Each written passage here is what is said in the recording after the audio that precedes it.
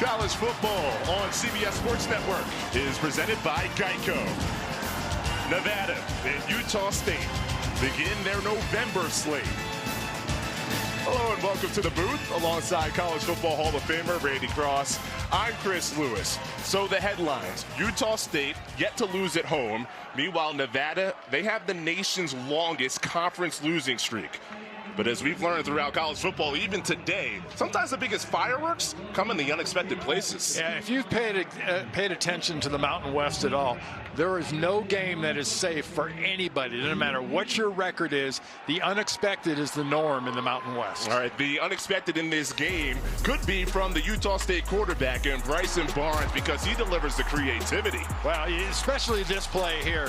How do you escape a pass rush, run faster backwards than they can go forwards, throw off your back leg, and throw a dime about 34 yards, 35 yards down the field? And when you pull it down and you decide, hey, I'm going to run, you do it like this. This guy is a threat. He does not avoid contact. In fact, I think he enjoys it. Well, the challenge on the other side will be Dylan LaBarbera, the Nevada game wrecker. Yeah, LaBarbera and his running buddy Maldonado on the other side love to hunt quarterbacks. He's the leader on the team with 6.5 quarterback sacks. He's got 14.5 tackles for loss. He can wreck an offense. All right, let's get into, Randy, your keys to the game, brought to you by Carl's Jr. For Nevada, pretty simple. You got to win on first down. You got to keep your quarterback and your team on the field. Defensively strip the ball. For Utah State, drive the ball down the field. Multiple plays. Big plays are nice, but drive the ball. And if you're on defense, you better find Chubba. Chubba Purdy is going to be all over the offense for Nevada. That's a challenge.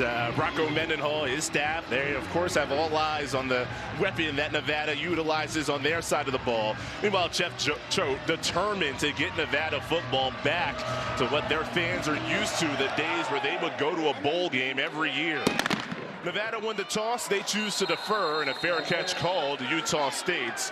They'll get the ball to begin it at the 25-yard line. And Randy, our first chance to see Bryson Barnes, who leads the Mountain West with 21 total touchdowns. Yeah, this kid is really fun to watch, and I'm kind of in a conflict. I'm not sure if I like him running or passing more. Running, he's fun to watch because he doesn't avoid contact. 7 rushing touchdowns this season, 14 passing touchdowns. Utah State is a big play offense. They put up 32 points a contest. First play of the game is a handoff to Miles Davis. Runs into the pile and picks up a couple. Get into our key matchup of the game, and Randy, you're focused in on Junior Sia, who's getting the start at right tackle for Utah State. Yeah, he's going against Jonathan Maldonado. We talked a little bit already about LaBarbera. That pressure comes from both sides. Maldonado is going to get Sia on a pretty good basis. Barnes sweeps out to the far side, and this is Anthony Garcia, who's used mainly as a receiver, but still listed on the roster as a quarterback. More of that weapon for offensive coordinator Kevin McGibbon. That play doesn't get much, and it's 3rd down and long for Utah State. Well, actually, that play looked like it was set up pretty good, but the double team sort of broke down. The tackle started, he went inside, and the tight end came off going for the linebacker, left the defensive end sitting there for the tackle. Well, Randy, I mentioned Utah State. Their offense puts up points, but they've been a horrible team this year on 3rd down. You see right there, just 30% conversion on 3rd down. Barnes, time, sling, caught on a contested grab. Brady Boyd past the 45-yard line. He caught it on Aiden Walker. And a smooth play for Utah State to pick up the first. Yeah, got any questions on what makes Bryson Barnes exciting to watch? Not only running the ball, but then throwing the ball. By all rights, he was about sacked in the backfield, has still completed it. A sidearm look to that throw. Wide open down the left side. Beautiful design, and Brady Boyd scoots in. An early lightning strike for Utah State to get the scoring started at Maverick Stadium. What a great play call by offensive coordinator Kevin McGibbon. Already talked about how the quarterback, Bryson Barnes, loves to throw the ball. Well, you get wide open like this down the field. Goodness gracious. And McGiven told us, we'd love to have more consistent drives. We'd love the big plays, but we got to have more consistent drives. Well, mission not accomplished on that drive. I'm sure they'll take a 53-yard touchdown on their opening drive. Brady Boyd's fourth. It's the connection of the Killer Bees. Bryson Barnes to Brady Boyd. An extra point, Tanner Rinker. Is up and through. In less than 2 minutes into the first, Brady Boyd ties a season long with its 53-yard grab. This one for 6. A way to strike in the early going, getting the playmaker Boyd wide open in Utah State, the early lead.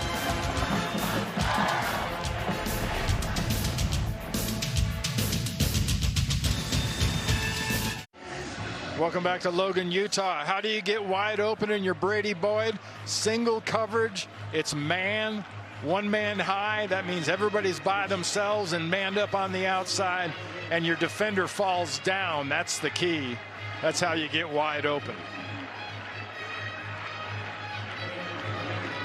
Voila. Nothing the safety can do. I mean, you're the last line of defense, but you're 20 yards away when the other guy falls down. Is there anything unique that the receiver did on that play in Boyd, or is that just a mistake by the defensive player? Just a fall down. Might have laughed on the way by, but I think the defender just fell down. All right, so familiar territory for Nevada down on the scoreboard. Just one win this year against an FCS team, Sacramento State, back in their second game. Carter Jones is their true freshman quarterback, starting his 4th game of the year. He took over as a starter, starting with the San Diego State game. He showed flashes the week before against Fresno State. And Coach Jeff Jones said, all right, it's time to see what this true freshman can do. Yeah, smart decision. Go with the young guy.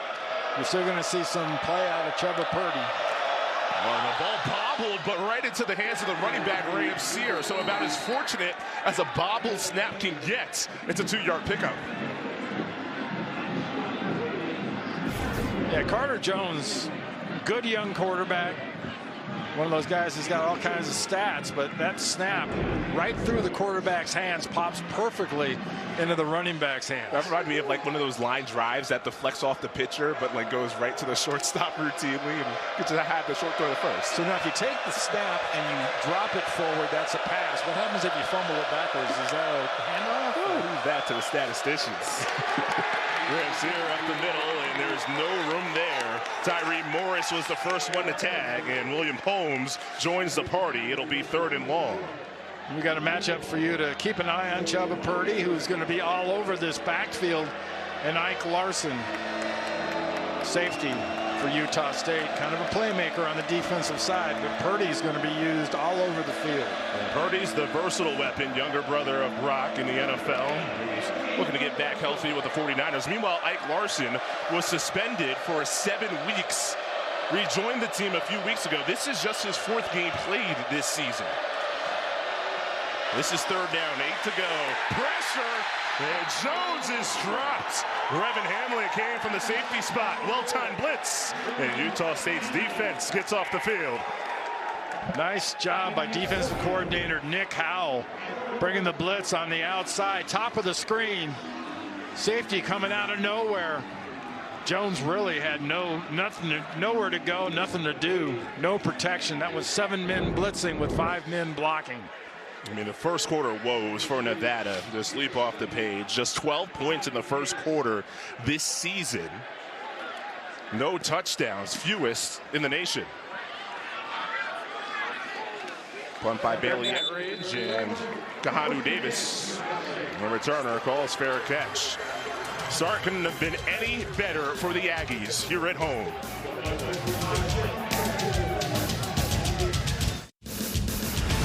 College football on CBS Sports Network is sponsored by Geico. Switch and save. Get more with Geico.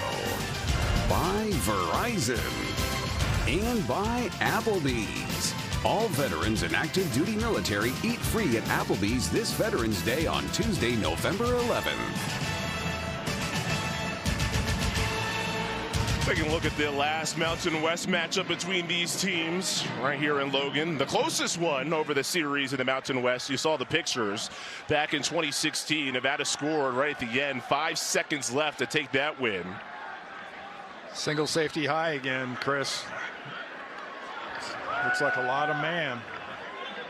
Took less than 2 minutes for Utah State on their first drive to get the game's opening touchdown. Barnes on the run again, uses a stiff arm, but chased and flings it to the sideline. So he was pressured by Dylan LaBarbera, making his first impact play, but Barnes was just able to escape. Well, he gets into his hand, into his arms, but he refuses to go down. Watch LaBarbera get him right there at the back of the number. Can't quite get him down, but Barnes showing pretty good strength, escapes and throws up all out of bounds to avoid a big loss. There's not been many in this conference this year that can get away from the wrath of LaBarbera, who's been one of the best game wreckers in this conference. Second down run, Miles Davis goes nowhere off left side. It's a loss of a couple to bring up 3rd and long. And another tackle for loss. That's a specialty of this defense. When they do make big plays, it's usually in your backfield. Nevada's defense had one of their strongest performances of the season in their last game a couple of weeks back against Boise State. Kept the dynamic Bronco offense in check most of the way. Still came away with the L. 3rd and long, Barnes seen, and it's caught by Garcia in the plus territory right at the 48. Nice job by Barnes. Garcia gets out there, settles into the zone defense, showing him a lot of man before that play. This is a zone. And Garcia gets right in that hole behind the linebackers in front of the safety. Screen on the near side. Javen Jacobs, who's the passing down running back, that time lined up in the slot on the near side. It picks up about 1.5 yards. If you're a passing down running back, that usually means 2 things. You can catch and you can read a blitz and you can pick up a linebacker.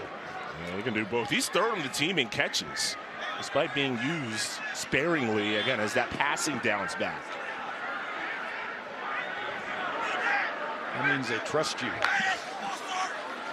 They trust Barnes quite a bit on the ground. He is hogtied down. Jonathan Maldonado throws down Barnes hard, and that's one of the things, Randy, that we talked about heading in, is Barnes trying to avoid those hits. Yeah, trying to avoid the hits and getting himself some blocks, which he did not get there. Maldonado does a nice job of block destruction coming around the offensive guard, pulling from the other side, Maley. Maldonado had that interception return touchdown in their win to seal it against Sacramento State. Come in 1-7 on the season. On 3rd, fling far side. Pagan reaches and brings it in. No, incomplete, but a flag. He extended his hand, had it initially, but the ball hits the turf. Aiden Walker in coverage. That flag was thrown about 40 yards coming from the deep middle. The back judge in the middle of the field had a pretty good look at the defense. I don't know. There's a lot of pushing and grabbing both ways.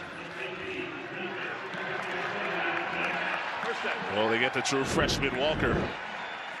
Yeah, Aiden Walker working there on defense. Had that left arm grabbing the right arm of the receiver. It almost didn't matter. Who was actually grabbing him? Almost didn't matter, though. It was a great effort by the team's leading receiver, Braden Pagan. In motion here before a first down. Jacobs out of the flat, accelerates past the 10 and bumped out hard inside the 5. Oh, what a great play design, Chris. Fabulous job. Coming out of the backfield on the right side behind a tight end, also on the right side. No one for the running back coming out of the backfield. Beautiful play. 28 yards for number 8. We're in the red zone, brought to you by Verizon. Near side fade ball, it's caught. Braden Pagan waiting for the signal, but it completes. He's insisting, I got him down, I got him down.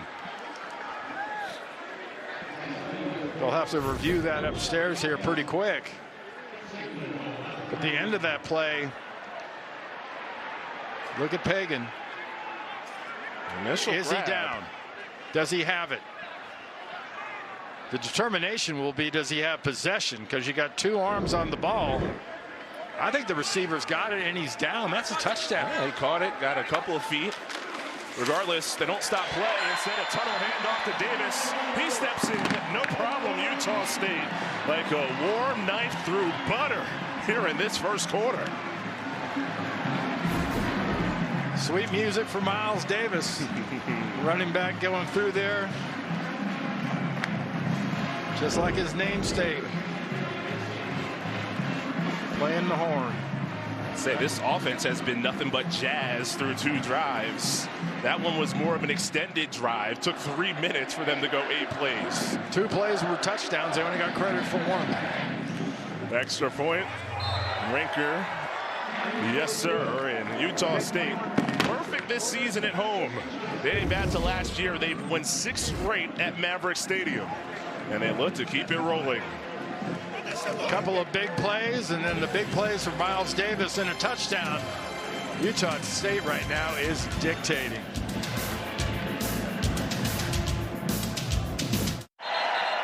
Welcome back to Logan, Utah. We talked about the matchup with Junior Sia at right tackle.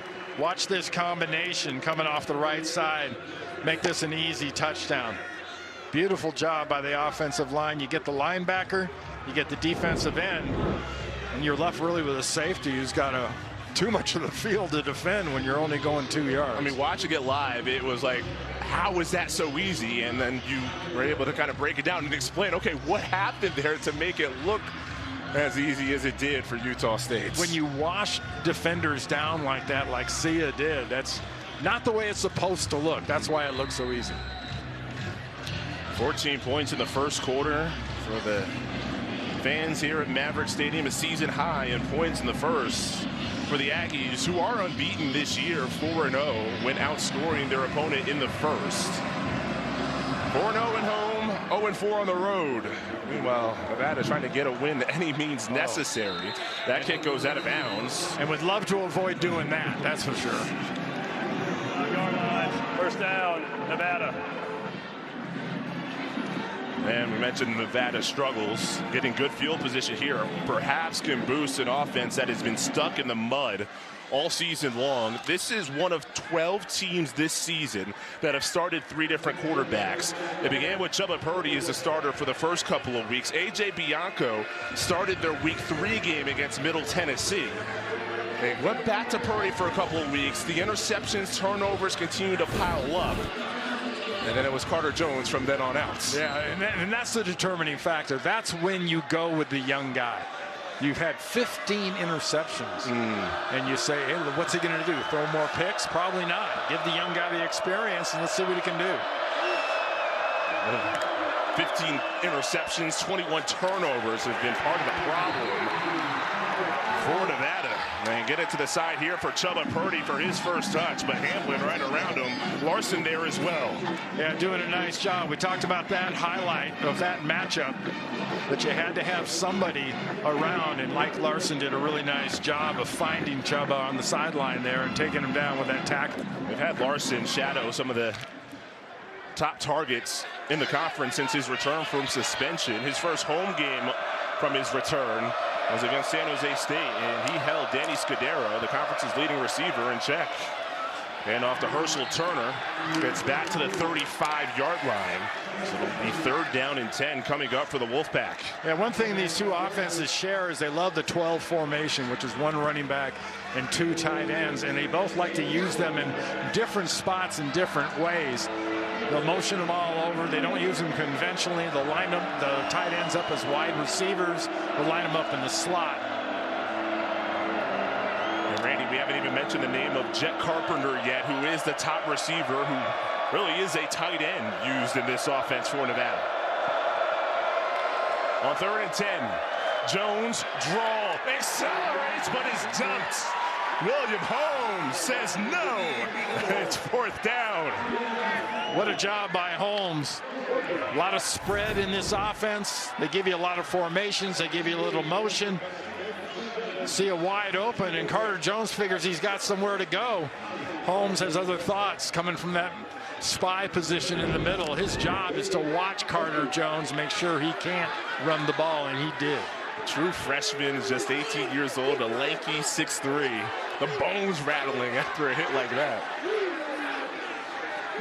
Etridge in the punt. Davis, the returner. Fair catch. 22.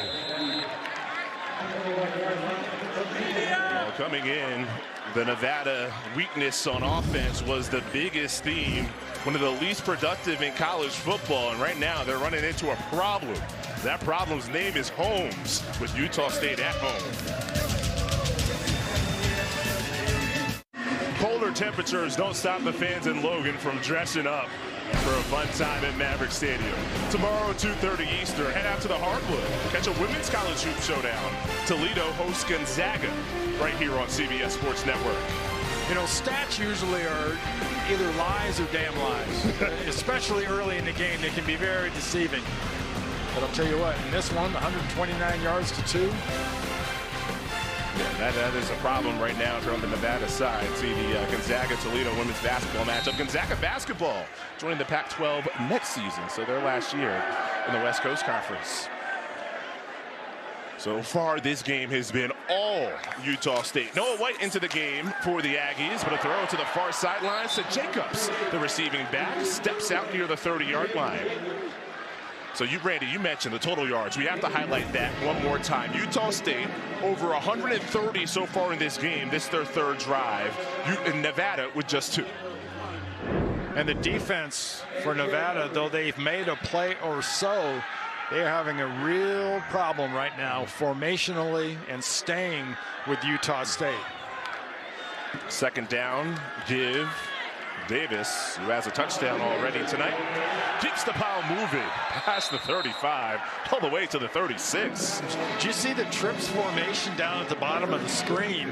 I mean, the play went to the middle. You're going to see that again because Nevada was having a hard time matching up. Trips now is at the top of the screen. And they're spreading it out. It's zone.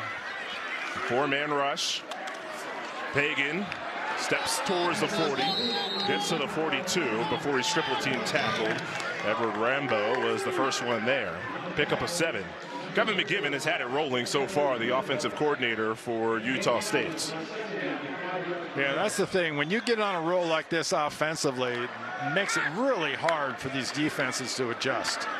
Pagan one-on-one. Barnes wants it, and Pagan wins it inside the 20. Boy, this is a demolition to start in Logan.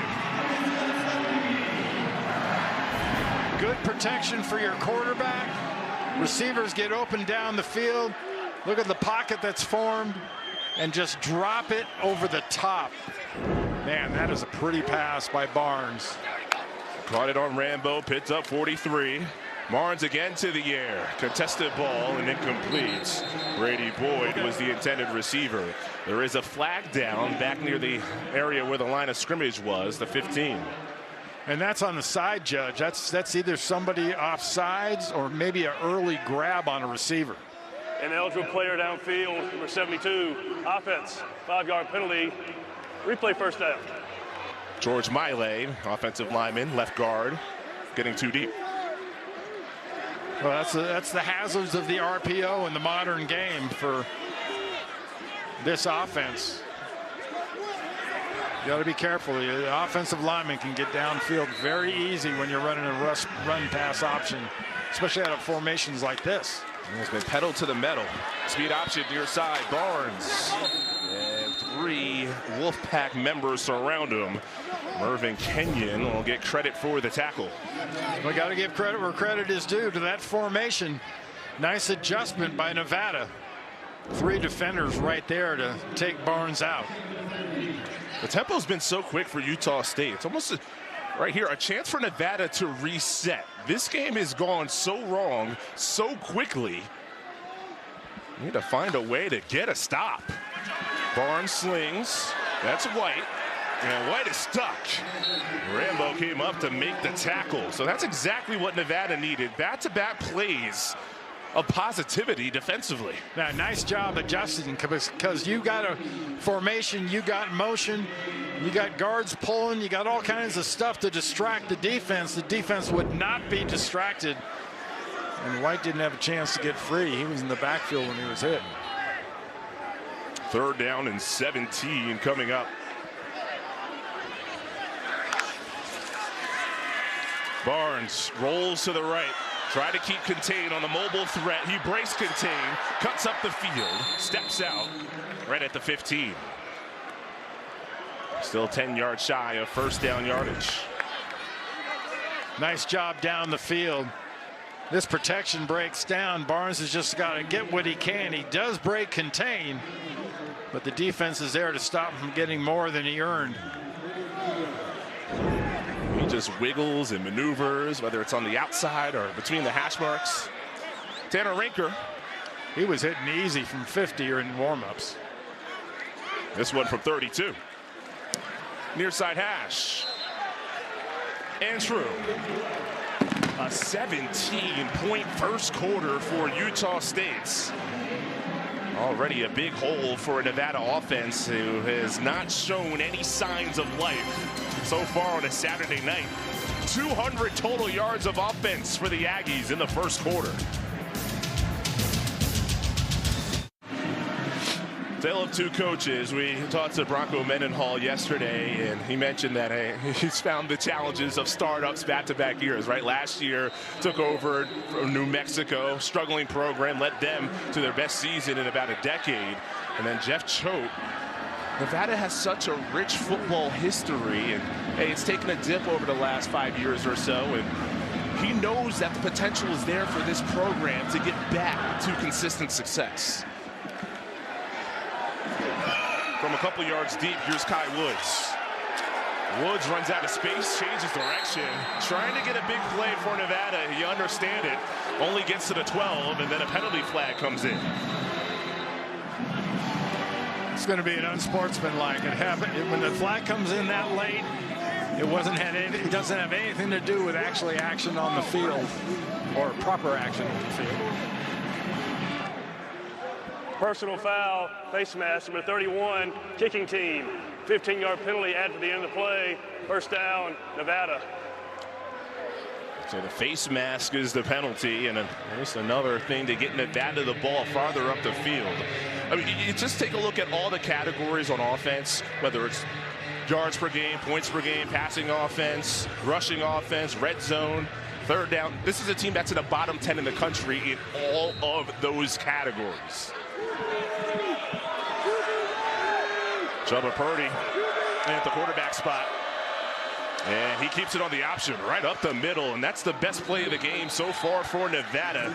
Gets 11 yards and a 1st down. Wolfpack. And that was the play that Carter Jones tried to run, that Holmes was right there in that spy position. Purdy doing a nice job of just coming up there and filling in, and they allowed for that safety filling in and spying on the quarterback and blocked him. Randy, and Purdy thought that he'd be the guy at quarterback this year, the game 1 starter. And when he was demoted, went up to the coaches and said, anything I can do to help. Use me, however. Slant, intercepted, picked off Brevin Hamlin. Nobody will catch him. And the night continues to be a party for the Aggies.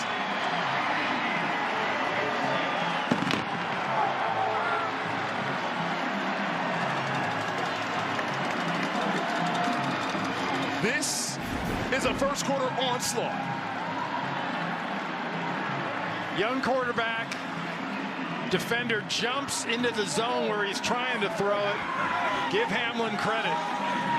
That was more of a pickoff than an interception. That ball was thrown right at him. Look at the ball come out of Jones's hand, going to the slant.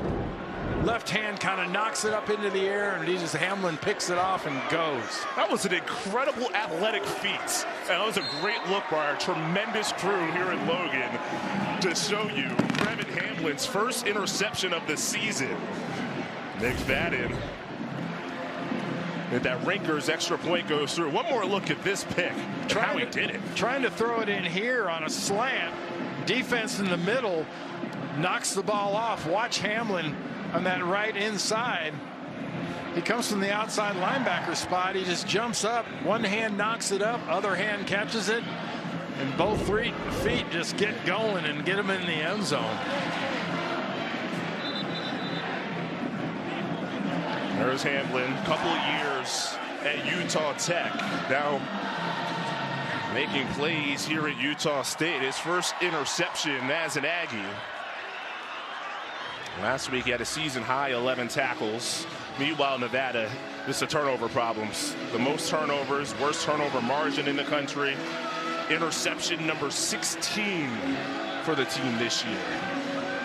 Yeah, that's not a typo. 16 interceptions.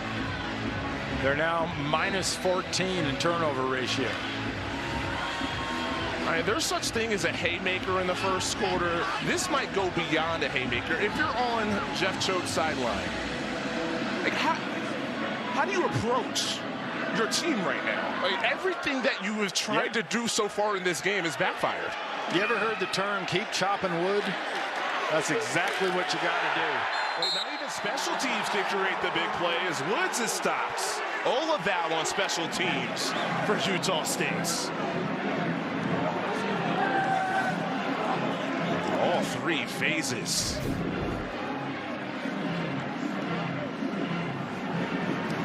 Yeah, even the special teams is getting to be sort of slanted in the direction of Utah State. Well, now you know why they're so tough to beat at home. You get off to starts like this. The home field advantage can be a real advantage. And now it feels like Nevada fighting against an avalanche.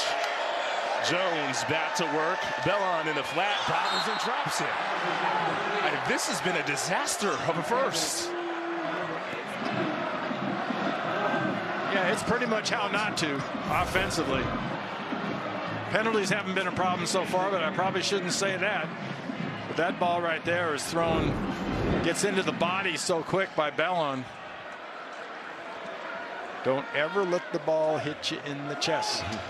Pretty simple hint for a receiver. Get your hands in front. They're called catches. Use your hands. So Jones goes to the sideline and Purdy comes in at the quarterback here.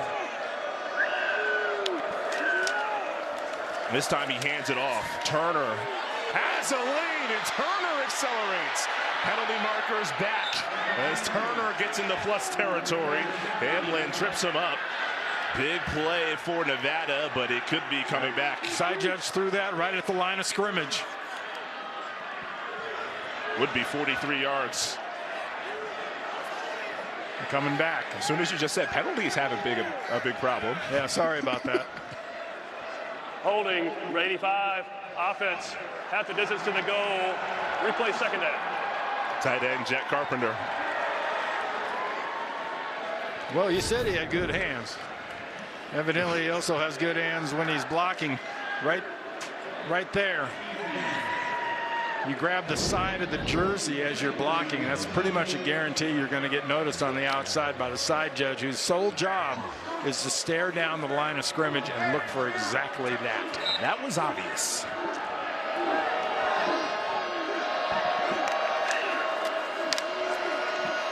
Handoff here to the near side. And Noah Avenger makes the tackle on Ram Sears' run, and it'll be a third down and long coming up. Well, a couple of nice runs. Now, obviously, they've had a penalty in here, but they're starting to figure out the running game and doing a really nice job with the tight ends, washing that left side down, clearing the way for both these big runs. Call it a third down and 3. So third down and short for this crowd here in Logan to get engaged. They haven't been in their seats since the opening moments in that student section. The offense has got to figure out a way to stay on the field. Jones rolls, looks, fires, and drops. Jace Henry, the tight end, could not secure. And it is fourth down. Henry had just made that nice block at the left tight end, washing things down. Now Henry gets a chance to save his quarterback. Carter Jones did exactly what he had to do. He put that ball out in front of his receiver perfectly, into the hands, into the face, onto the ground. A couple of drops on that drive. Bellon in the flat. And a couple of nice runs. So Nevada's is at least getting a pulse on the offensive side. That ridge punt takes a turn to the sideline. And at this point, if you're Nevada, you're wondering, when is this first quarter going to end? Already pretty good field position again for Utah State. For just joining us, Utah State, they came in 4-4, 4 wins at home, 4 losses away. Nevada, they have the longest conference losing streak active in the country, 15 straight Mountain West games in the loss column. But they were coming off of, at least defensively, a great performance against Boise State in their loss at home a couple weeks back. But so far, none of that has carried over on the road. Now, Bryson Barnes, their quarterback, has had some pretty spectacular success early. Barnes looks to the side with 3 receivers, goes to the one short. That's Braden Pagan, second catch of the game, 41 on the season. And that could be the final play of a first quarter that was picture perfect for Bronco Mendenhall's team. And Utah State has really been effective playing with pace. It has given Nevada a hard time for what was the first quarter. 24 points, 206 yards, 185 of them through the air, and stellar defensively. All Utah State at home. You're watching college football on CBS Sports Network, presented by Geico.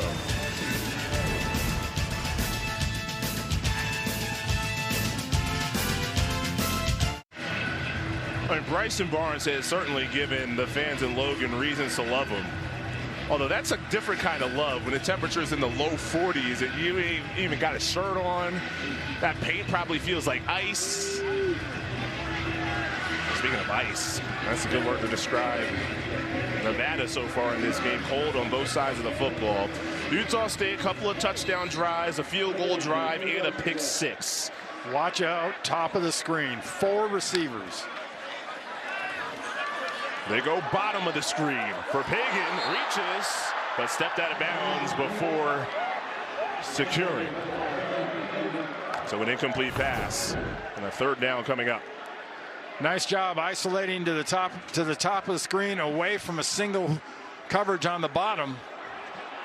Throw was just slightly took him out of bounds.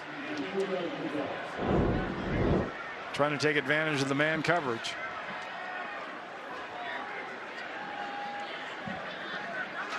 Everything went the way of Bronco Mendenhall's team in that first quarter. All 3 phases. Positive steps. On third, slant from Barnes to Boyd. Bounces. Yes, the alliteration with all the B's as they get into plus territory in a first down. Brady Boyd gets another simple little pass and gets some extra yards.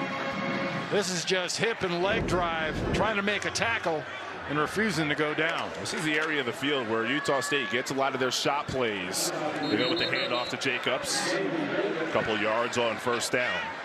Yeah, it was kind of interesting when we talked to Kevin McGivern, the offensive coordinator. He said, you know, I'd like to get a lot more sustained drives. I mean, these big plays are nice, but I'd like to get sustained drives. So far, he's been dictating to Nevada completely as far as the pace of this game. No matter how you do it, most points in the first quarter in over 7 years, you'll take it. Big plays or sustained. Davis shimmies. Miles Davis to the 38 right near the sticks. They'll give him the first down. A.J. Odom's on the stop. Miles Davis doing a really nice job of almost disappearing and hiding behind his blockers. Watch the running back running through. I mean, nice job up front, especially that left side with their blocking. But Davis just stutter stepping and ducking and going away at times to the defenders. I think he's used to being in a crowd. He has 3 brothers, 4 sisters. So sometimes you do blend in. Well, you better eat fast, too. First down. Barnes all day. Rolls right. Still time. Cross body throw is there. Garcia makes one miss. He has the first down for the Aggies. Kyan Jackson finally on the stop, but Garcia was wide open. And Garcia is kind of their version of a Swiss Army knife. Utility player, former quarterback. He can do a little bit of everything, but he can definitely read a defense. Barnes back to work, has Lane, the tight end. Lane reaches low and crawls ahead to around the 18. Now, you brought up offensive coordinator Kevin McGibbon. He compared Anthony Garcia. Now, again, they were together at San Jose State to Nick Nash. Not familiar. Triple Crown winner from a season ago at San Jose State. Now in the NFL with the Falcons. Very similar style role. For a 2nd and 5, timeout, Nevada. Yeah, this Nevada defense is very much kind of on their back foot. They're reacting. The pace, I think, has got them going a little bit crazy from Utah State standpoint. That's why you get that timeout. Coach Choate wants his defense to settle down and believe what you see. Step aside, come back with Utah State on the move.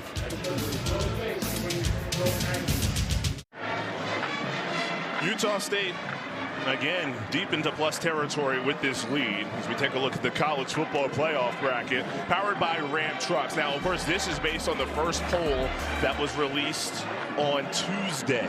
So you slide it ahead, the teams with the byes, and then the teams that would play in the first round. And the Memphis pick is kind of a speculation out of the group of 4 or a group of 6. And Virginia's in there representing the ACC. But in the regular poll, the ACC was minus a representative. Well, of course, the picture got turned with another week, and the different results, including Memphis falling to Tulane in yesterday's action. Handoff left side, getting Noah White, the freshman, a touch from Millville, Utah. That was close to breaking that thing into the end zone. And here's your top 10 this week. Let's see what they're doing. A couple teams got a scare. Oregon got a scare at Iowa for sure. How about Tech and BYU? Wow. Yeah, that was a surprising beatdown of just how quickly BYU was out of that game. But that Indiana-Penn State game today, that catch by Omar Cooper, I mean, you'll be seeing that for the rest of the season. That would have been good in the next level. He got both feet in for the touchdown. Did not seem possible, unless his legs were to be stretched out. Play clock late before 3rd down, and Utah State calls time.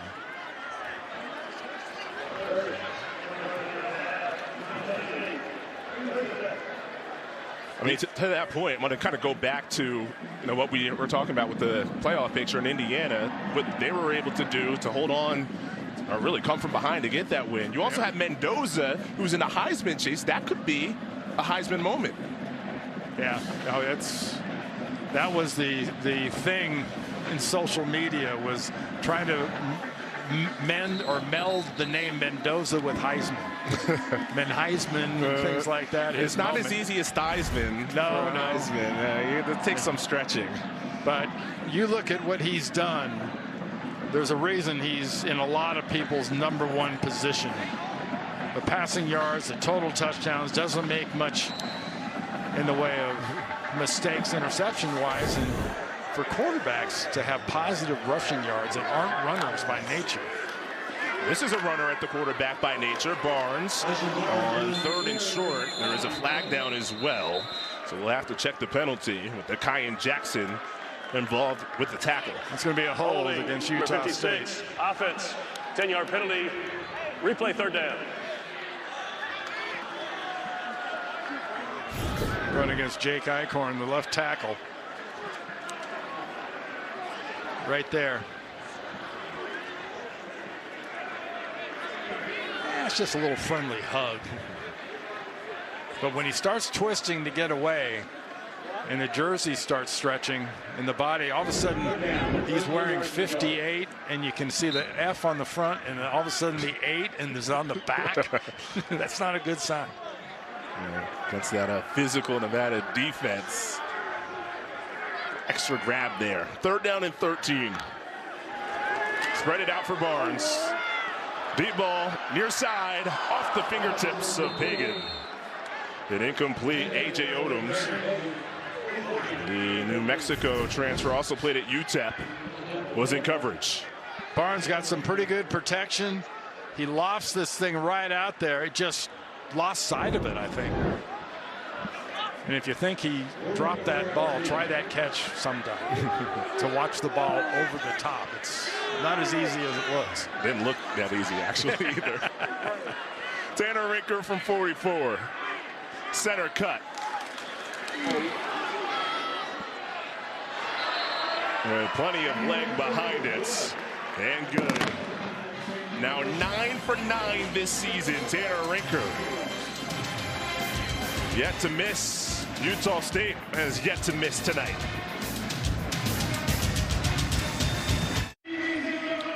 Utah State trying to turn the lights out on Nevada early in this game. Big lead. CBS Sports Network's coverage of college football continues. Some weekday action. Don't miss Buffalo and Central Michigan squaring off. Wednesday, 7 Eastern. Randy, you're in the studio for a good number of these Maction games. Just feel like the games, weekday Maction, just are more silly. You know, you get some craziness that go on. It is nuts, especially when you get guys like Red Murdoch involved. Linebacker for Buffalo. That Buffalo defense for the last 3 or 4 years has been constructed solely to make linebackers famous. They make a lot of tackles and big plays. Speaking of silly, would you call that, you know, the blue hair like that a silly, or is that a serious look when you're going to a football game? As a gray-haired fella? We could turn that. We could at least. It could go blue at any moment. Somebody's going to pull up ChatGPT, a picture of you, and Randy Cross would make it blue hair, and could probably do it. Kick out of bounds. So. Free kick out of bounds. The kicking team. Ball be placed at the 35-yard line. First down, Nevada. That's about the only thing Utah State has done wrong tonight. Twice now they've kicked the ball out of bounds to give Nevada that kind of great field position. It really hasn't mattered because their defense has been laser sharp.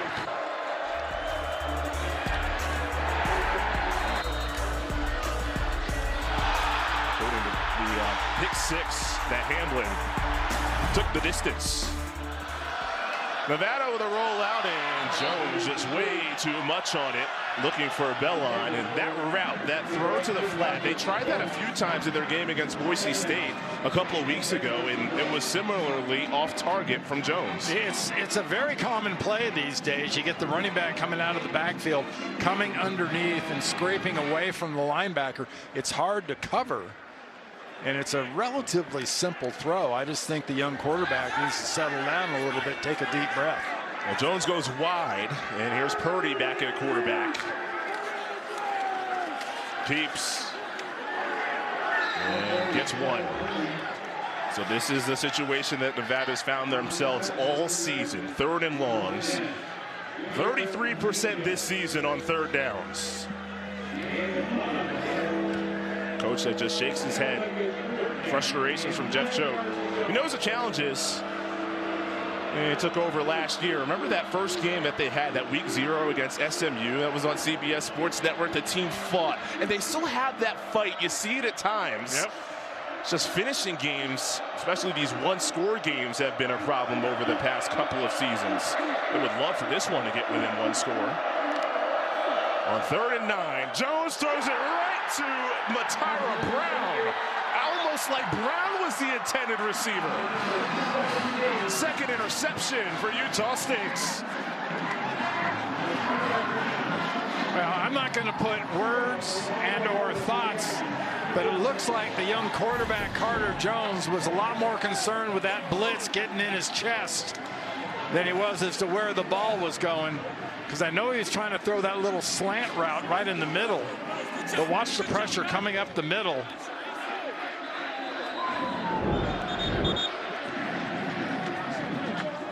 I mean, you got to go back to the sideline, look at the iPad, see that play, and know that you couldn't throw that ball right in there, right into the arms of the defender.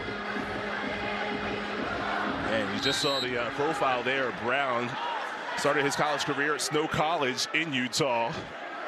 And Tyra Brown, 2nd takeaway for Utah State, 17th interception thrown by Nevada this season. Barnes to the sideline. Jacobs makes another grab. A.J. Odom's the one to knock him out of bounds.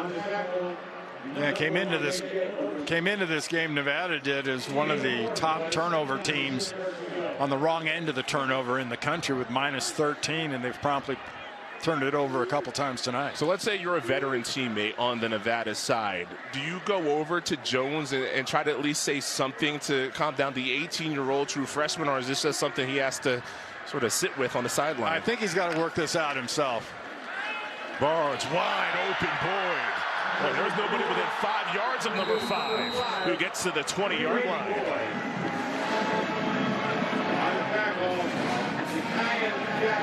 Good job by Barnes, though. He sees it's a zone. He sees his receiver is going to be wide open. It's not as easy as it looks sometimes hitting a wide open guy, but he sure as heck hit him in the numbers. 4th catch from Boyd. He's up to 82 yards. Davis up the middle, and Jackson stops him. Just look at the total yards difference in this game. Utah State over 260. There's still more than half of the second quarter still to go. Utah State moving with pace, but also substituting a lot, so they're giving Nevada a chance to adjust.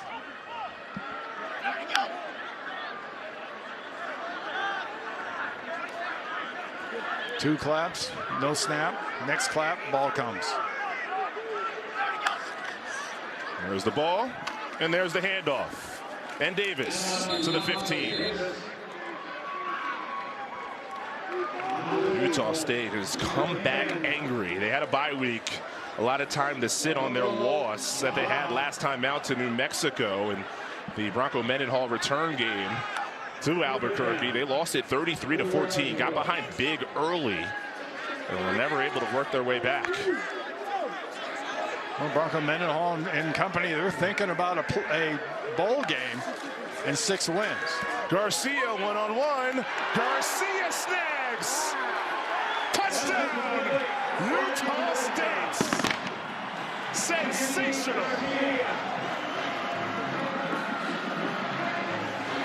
I think Rambo, the corner, was trying to make the case that it was a bobbled ball there as he was going out of bounds. Watch Garcia's feet, watch his hands. Catch. I don't know. If they review that, that might not stand. I don't think he actually possessed the ball till he was out of bounds. For further review. That would be a smart call. Because that ball was delivered perfectly, but it was also bobbled and not possessed till he was out of bounds. Watch where this ball is put. Nice job by Barnes. Bobbled. He doesn't really control it till he's a good couple of yards out of bounds. That's going to be an easy one. See Rambo there. He wasn't doing the 6-7 signal. No, that wasn't. Don't take that the wrong way. That was he was bobbling the ball. Trying to convince the officiating crew. Although, when does he have that possession when that foot is down? Because it comes up quick, but could you say he had the ball secured while that foot was down? I think he had the ball in about the middle of the blue stripe. Unfortunately, the blue stripe on the outside. There's a blue stripe inside that's end zone. There's a white stripe that's the like that end right line. foot. No. Does he have it? No. Left foot. Does he have it? No. He doesn't have it yet. And then now he's got it, but that foot goes out of bounds. The ruling on the field is upheld. Touchdown. See, I was thinking that left foot. I was starting to bring up that left foot might have still been down while he had enough control of the ball. At least the officials don't see enough to overturn it. One more time. Remember, it was ruled a touchdown, so it's got to be blatant that it wasn't. Does he have it? Yeah, he's got it now. Well, overruled again.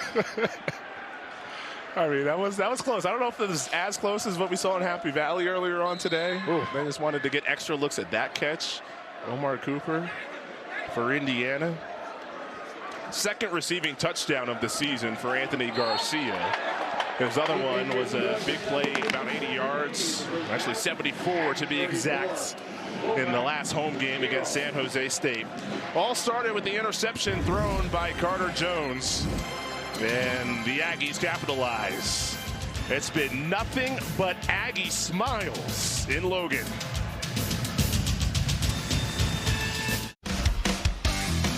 So far, it has been a Mountain West mashing for Utah State. Had a couple of interceptions, and most every negative play that Nevada has put out has turned into a positive play for Bryson Barnes in this offense. The latest there, that touchdown down the sideline. Anthony Garcia, his second receiving touchdown this season. Right there, a great note. The only player with multiple touchdown passes and touchdown receptions in the FBS. Of course, a former three-star quarterback recruit, still listed on the team as a quarterback, but his role is mainly as a receiving weapon. Well, you've seen all weapons on display for Utah State in almost a weaponless performance so far by Nevada.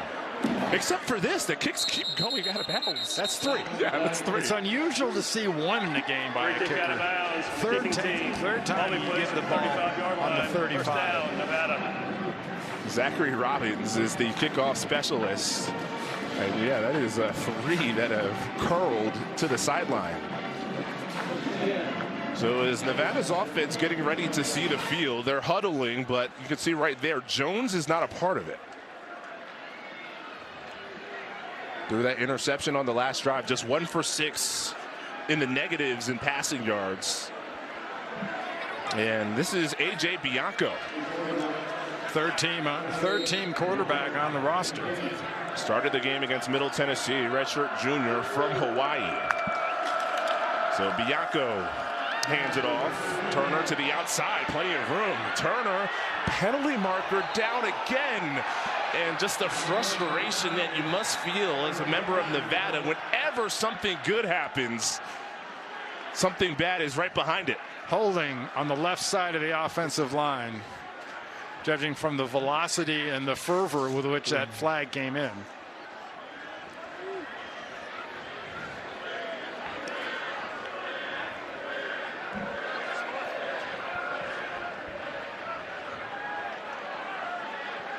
There are 2 fouls in the play, both by Nevada. Holding for 11, that penalty is declined. Holding for 55. 10-yard penalty from the previous spot. Replay first down. So they want the penalty to count against Jack Foster, letting Jace Henry off the hook. It's that left side.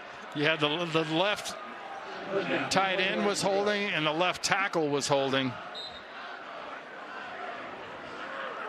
I mean, anytime you get a corner that easily as a running back, you've got to know 2 things have happened. Either your guys have dominated the other side or they've held them. Well, that time it Plan was B. number 2. Number 2 gets the carry here, Herschel Turner. Brevin Hamlin makes the tackle. We got a Wolfpack player down. A.J. Bianco, St. Louis High School, by the way, produces a lot of great quarterbacks in Hawaii. Lots. Yes, 4th year here with Nevada. He made a couple of starts back in 2023.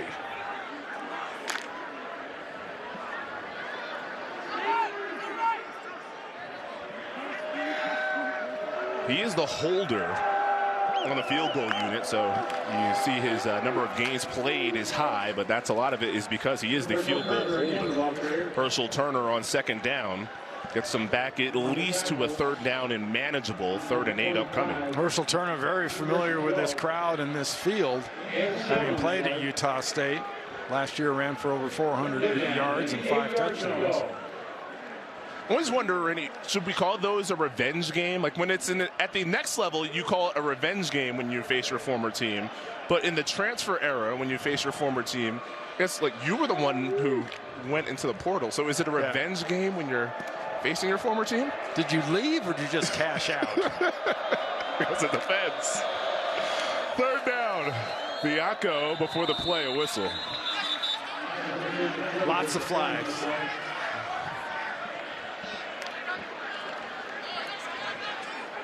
prior to the snap. Ball start for 55. Offense, 5-yard penalty. Still third down. Second on the drive against Jack Foster. Jack Foster, the left tackle, getting a little bit of an early start.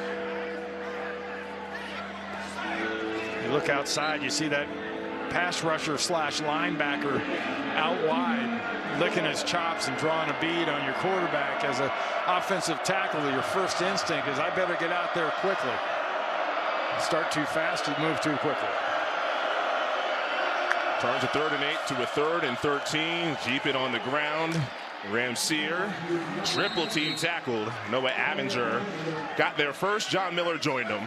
4th down in the punt unit. Nevada is yet to pick up a 3rd down conversion in this game. They're 0 for 5. Well, they've been outgained 286 to 41 so far. Offense has generated 41 yards. The thing about this game is that they got behind so quickly as Utah State's offense came out sharp. Etridge in the punt for the 4th time. Added to the Ray Guy Award watch list this past week.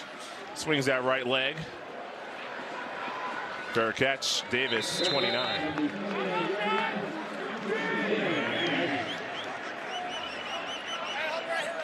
Utah State, 4 wins coming in.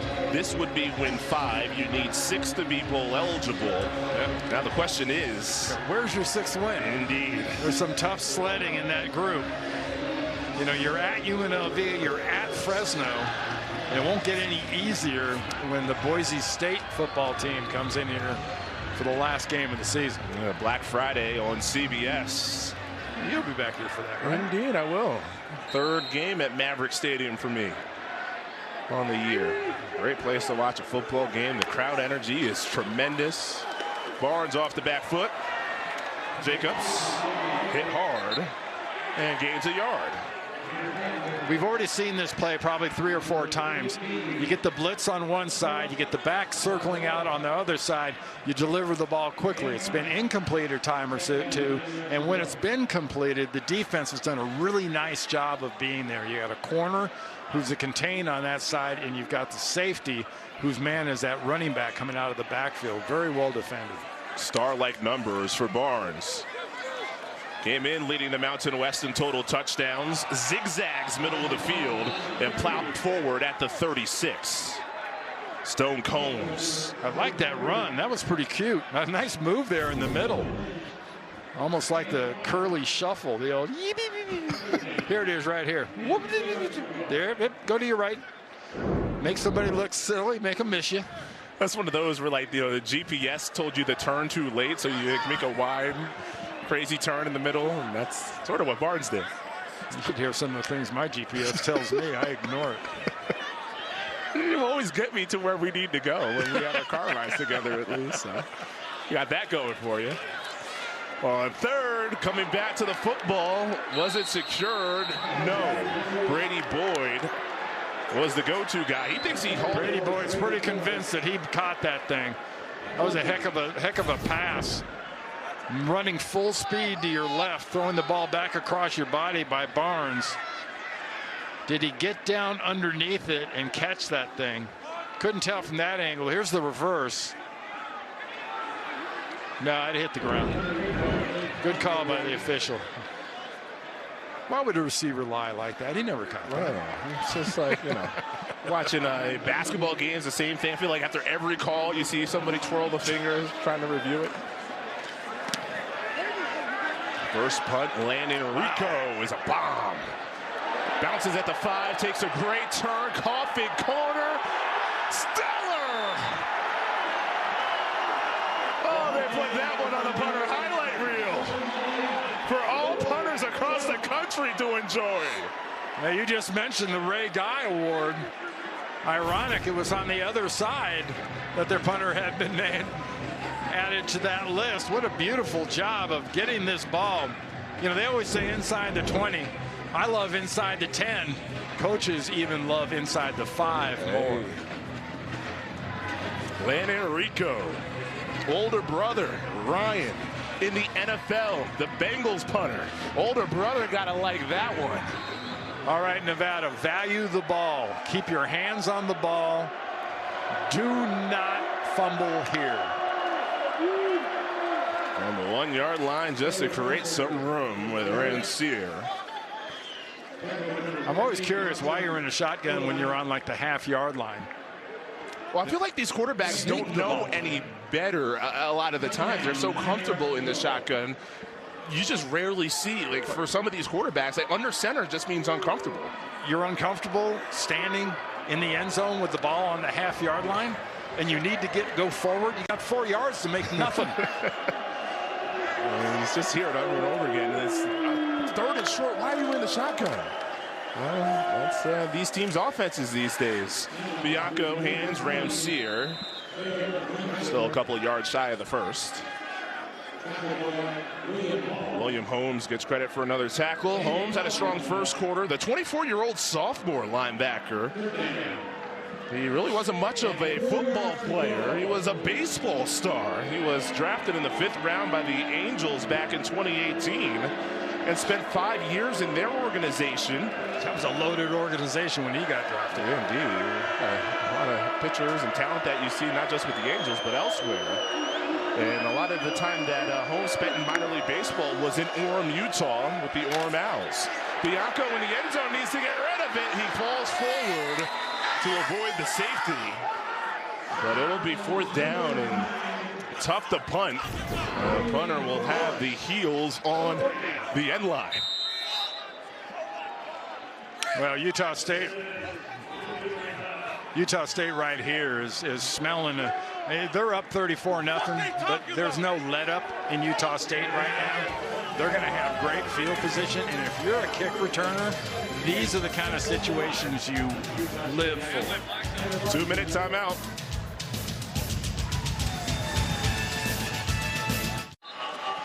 Coming up on the Verizon halftime report, Brent Stover, Kevin Carter, Beanie Wells. They'll get you caught up on all the action around the country, as well as share their thoughts on the first half of this one, which has been all Utah States.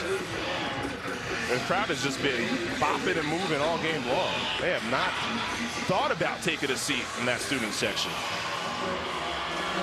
You see the struggles both of these teams have had defensively in the middle eight, at least the first part of it, the last 2 minutes of halves. Now this punt, tough. Ettridge, see those heels. There's not much space between the back of the end zone. And your job number one right here is protection. It isn't coverage. That's why it's a dream position for a returner. To Hanu Davis with space. Davis, middle of the field, plus territory to begin the drive for Utah State. I mean, is there anything that you want to see from Utah State that you haven't seen so far? I don't think there's any let up, like I said, in this team. I mean, Bronco Mendenhall is trying to establish a real culture in that of, you know, when you get somebody down like this, you don't let up. You keep on going. You keep on pounding. You keep the play action going. You keep the play calling going. And you take advantage of these opportunities. Especially coming off of a loss and then had the bye week to sit on it. 23 total touchdowns for Bryson Barnes, including in this game 2 through the air. Hasn't had to use his wheels too much.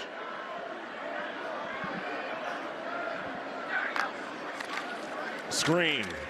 Jacobs. They love to get the ball in this guy's hands a lot of different ways, whether it's screens, wheel routes. That is catch number 7. Well, they started in a trips receiver, 3 receivers to the bottom of the screen, and you motion your back into that position, and suddenly now you've got 3 blockers for 3 defenders, and it's almost a guaranteed first down type of yardage. A junior from Chandler, Arizona. Had a couple of touchdowns against Utah State when he was a member of New Mexico. Anthony Garcia dives. He does make the catch by the sideline. Clock stops, 1:20.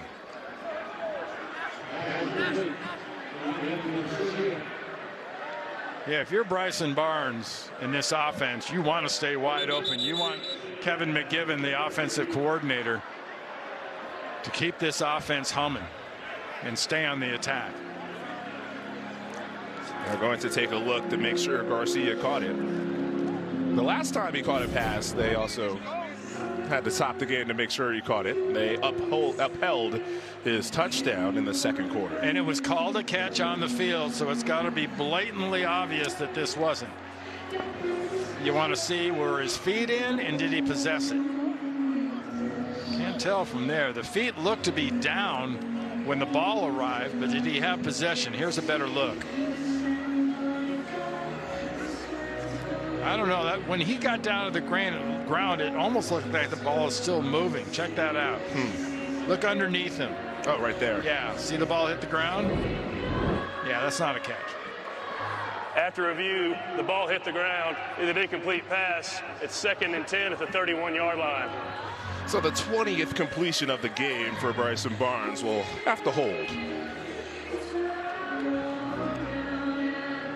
He has spread it out. 6 different players in this first half who caught a pass for Utah State. Yeah, this has been a textbook highlight film effort by the offense of Utah State. And their coordinator, Kevin McGiven, has done a really nice job of giving him formation, giving him motion. And his quarterback is giving the defense one heck of a time. It's been a Utah State showcase. Still a minute 20 to play in the second quarter. And oh, by the way, that offensive line's done pretty good so far, too. Jacobs again. He slips, but steps out of bounds. So Jacobs been busy. Came into this game with 24 catches in 8 games as a running back.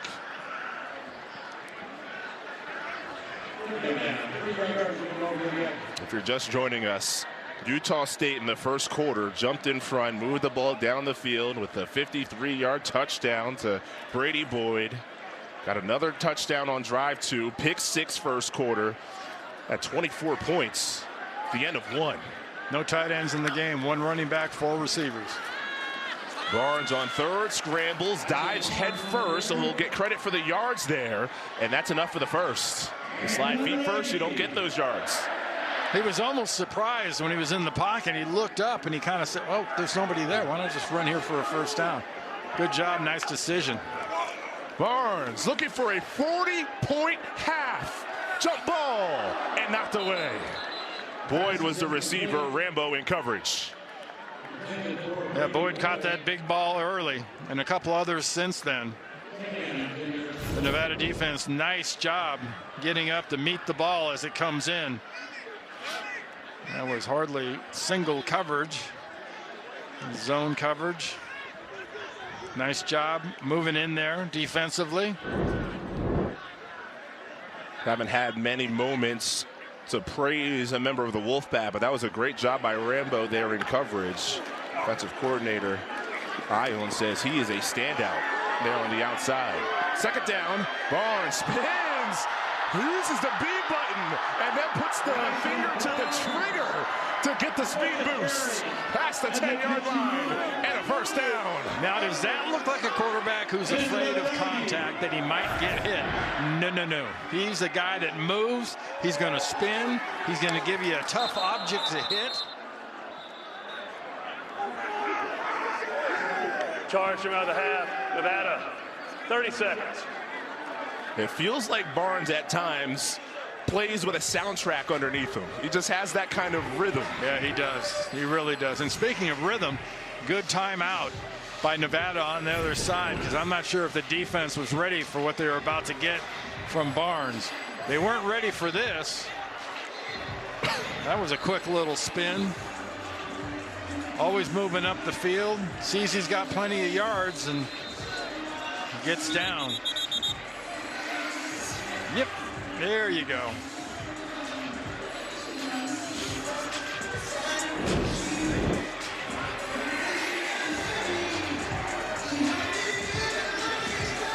Yeah, at this point, they're gonna have a competition in the stands for like dancing.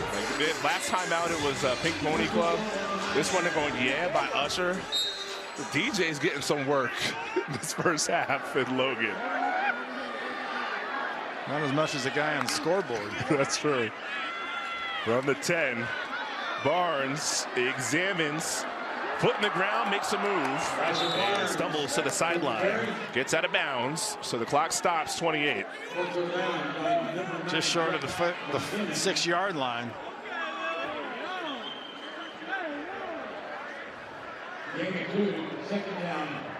Trying to make this 40 points in the first half.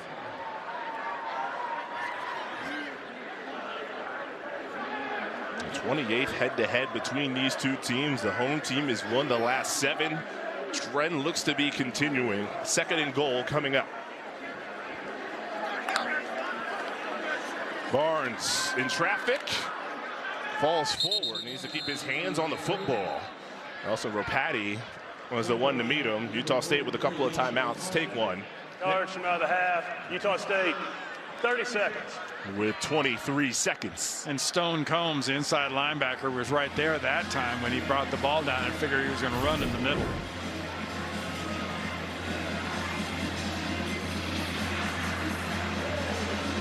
There's Combs there, 33.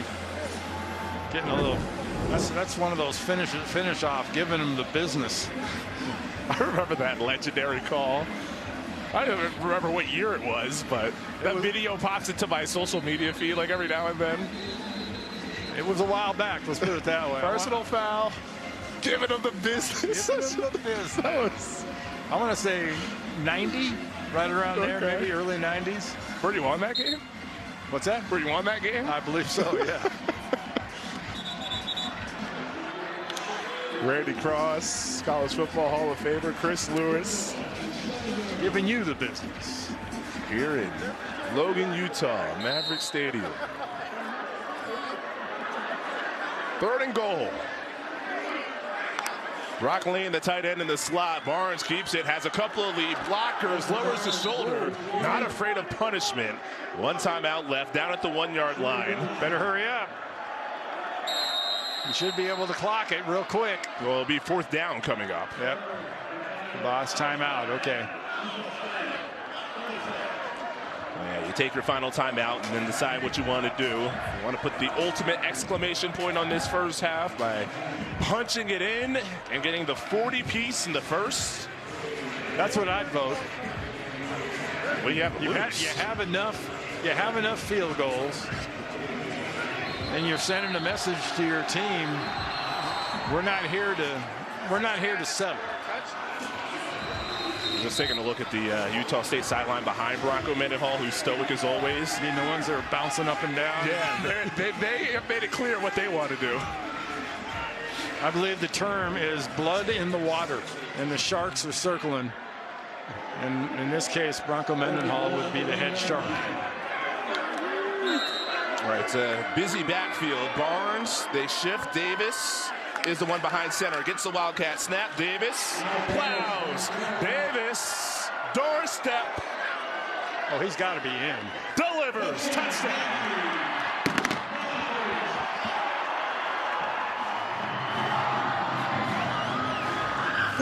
Points in the first half.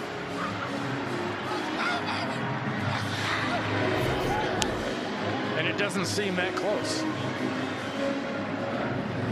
Nice job inside.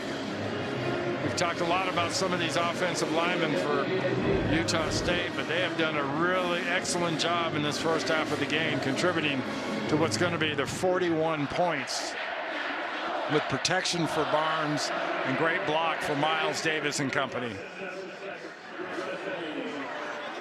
Utah State has scored 40 in a game twice this year, against Air Force and against McNeese. Well, this is something else. And it's a Nevada defense. I mentioned it earlier. They're coming off of one of their best games of the season against a Boise State team that has been putting up more than 40 a game against Mountain West teams. They were stuck on 10 deep into the 3rd quarter a couple of weeks back. But this doesn't look like that same defense. Extra point, Rinker. Or you could frame it as Utah State's offense is just at another gear. Yeah, I think you've got to look at this the right way, and the right way is Nevada is not very good on the defensive side of the ball when they get spread out like this, and the Utah State offense has done an unbelievable job so far of taking advantage of that defense, giving them so many different looks, formationally, motion. McGivens has been in that playbook and making them pay for it.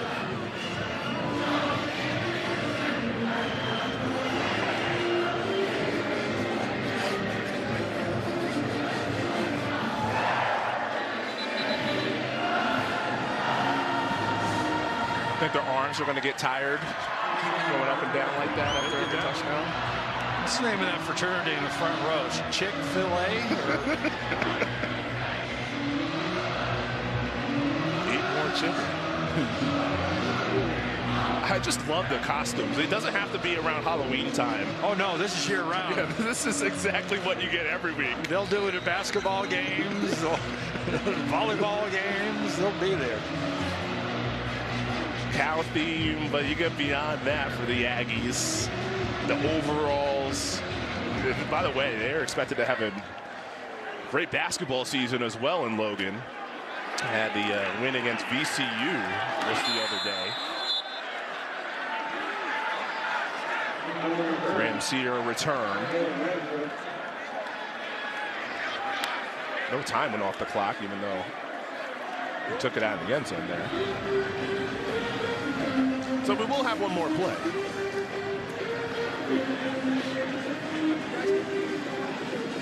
And it would appear it's going to be a kneel. I mean, I do not blame you if you're on Nevada's side. Everything that could have gone wrong has gone wrong through 30 minutes. Utah State 41. Nevada nothing.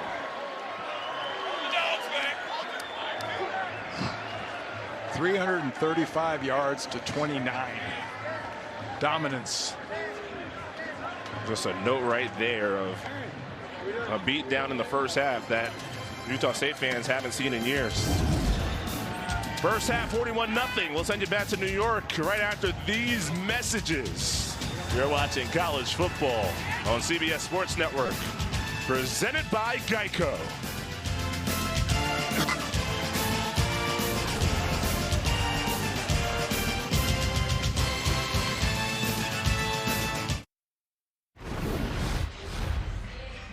College football on CBS Sports Network is presented by Geico.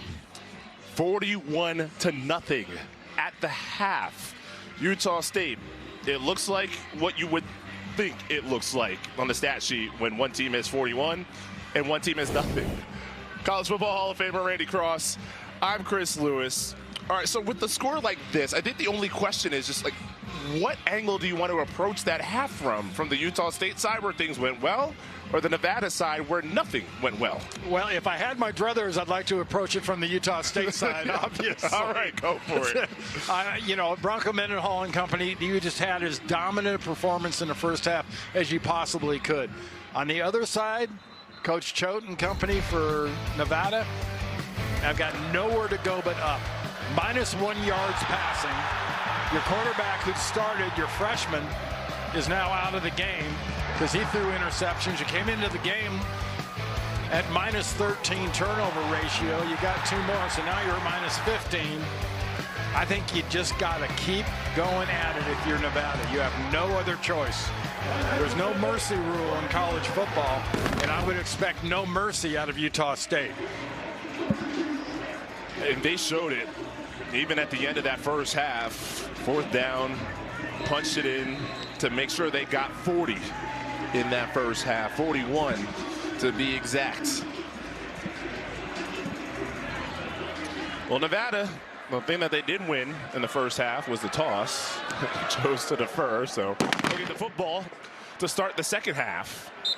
And if there's one thing that went wrong on the side of Utah State, it's the fact that the kickoffs by Zachary Robbins, 3 of them went out of bounds. And almost did it again there, trying to just slice it into the corner, just overdoing it.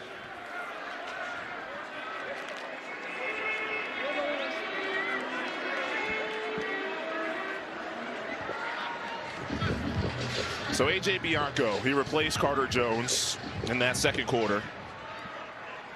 Jones struggled, 1 for 6, minus a yard. In fact, when you're in the negatives for 30 minutes of football passing in the first half, you know things did not go according to script. Caleb Ramsey runs on first down. Brevin Hamlin makes the tackle.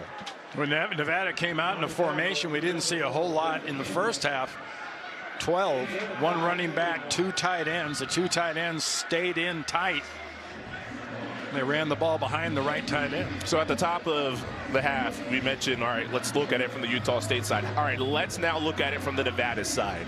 You're Jeff Choate. You're on the staff of Nevada. Just what are you thinking? What are you trying to accomplish here, start of third? Well, number one priority here is you want to see who quits. Who gives up in these situations.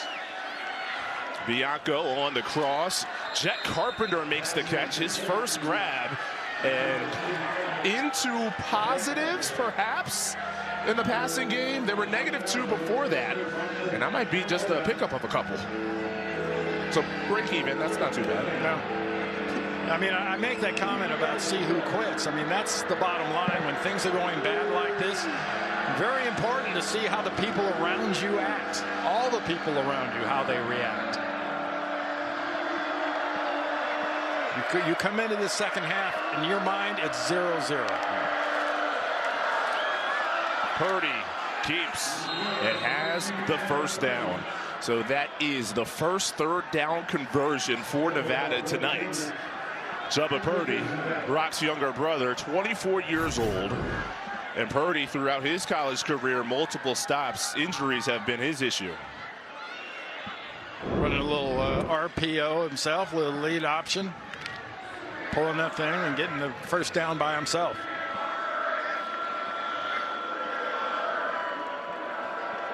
See that note just mentioned, the first third down conversion. Bianco fakes to the sideline, then goes that way. Scoop catch Ramsier, and he's brought down. Caleb Ramsier had nowhere to go. Bronson Olival Jr. makes the tackle. Really nice job by Olival. Coming up, isolated in a field basically with nobody around him. You're the only defense really to make that tackle. Otherwise, it's a pretty good sized play, but you make the tackle. Hawk tied him down by the knees. Kai Woods in as well as Purdy. Purdy at the quarterback spot. Sweeps to the left side. Purdy, we mentioned he's a physical player. He's missed time throughout his stops, whether it's Nebraska, Florida State, or here at Nevada. He's had 6 surgeries ranging from collarbone to ankle to groin injuries. The end of this play, it almost looked like he got face masked. Might have. See the way that his head twisted in that helmet. But his motto, whatever you need from me, coach. Started the year as the starting quarterback, as a traditional quarterback, but the turnovers piled up. Ended up going to Bianco and then Jones. And now Bianco back in this game after the freshman replaced in the second quarter. Bianco to the air, back shoulder, and incomplete on 3rd and 6. Looking for Dakota Thomas. And after converting their first third down of the game on this drive, they can't convert twice in the punt unit on.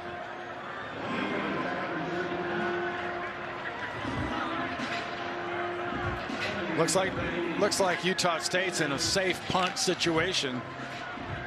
They want to be really sure there isn't a fake out of Nevada. Nevada had a fake field goal in their last game that didn't work against Boise State. Aussie punter at Ridge.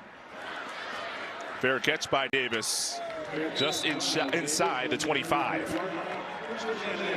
So the 6th punt of the game for Nevada, and then Utah State back to work. A 41-point first half. What do they have as a follow-up?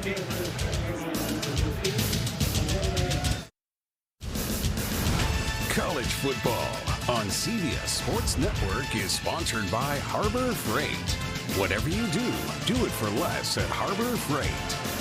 By Carl's Jr., the only place to get the Western Bacon Cheeseburger. But have you tangoed with the spicy Western Bacon? And by Reese's Peanut Butter Cup. games. Last conference championship for each team, 2021. Blake Anderson's Utah State team won it.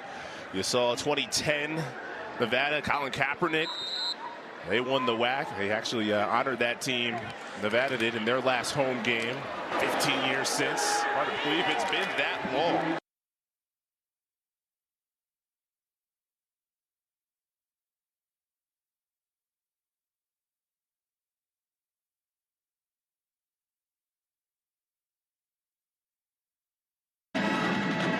Pretty nice move by Pagan when he gets outside. As soon as he got to defenders, he started making people miss. 3 years at UCLA. Braden Pagan, mostly a special teamer there. He's found a feature role as a receiver here in his first year with Utah State. This is Boyd in motion. When they give it to the freshman, Noah White. White scoots. White steps inside the 25. It doesn't matter who the back is. It doesn't matter who has the ball in their hands. They're getting chunks on the ground. Yeah, nice job by Eichhorn and Maley and List in the center. That whole left side just collapsing opening things up, and more importantly, getting a hold of these defenders and not letting go.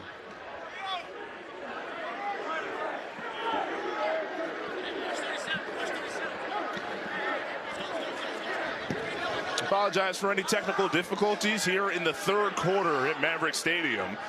Utah State a dominant first half, and they're doing just what they did in the first 30 to begin the next 30. Miles Davis, the handoff. He stopped in the backfield. One of the rare tackle for losses for the Nevada defense.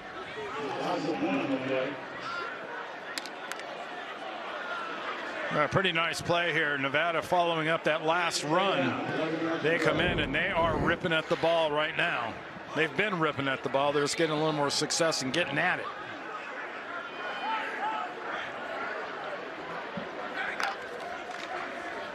Hand off. Davis, left side, and just a couple to the 21. So a third down coming up.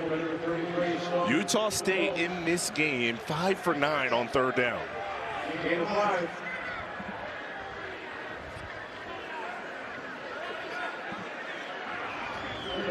Yeah, you're up 41-0.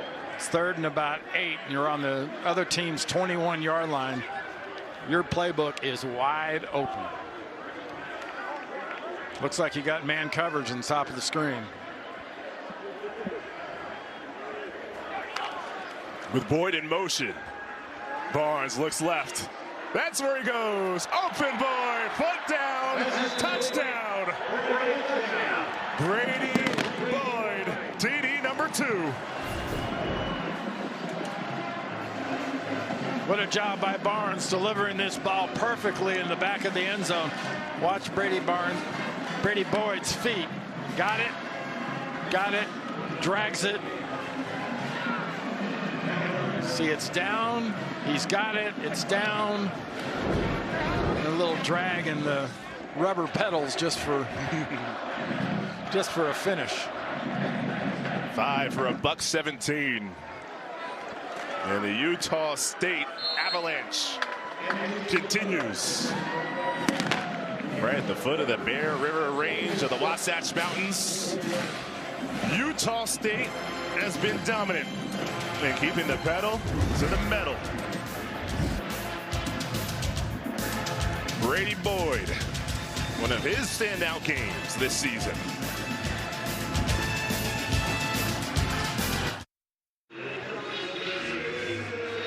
Welcome back to Logan, Utah. Here's Boyd right here in motion. Watch as he gets to the outside of the defense, and watch how the defense reacts.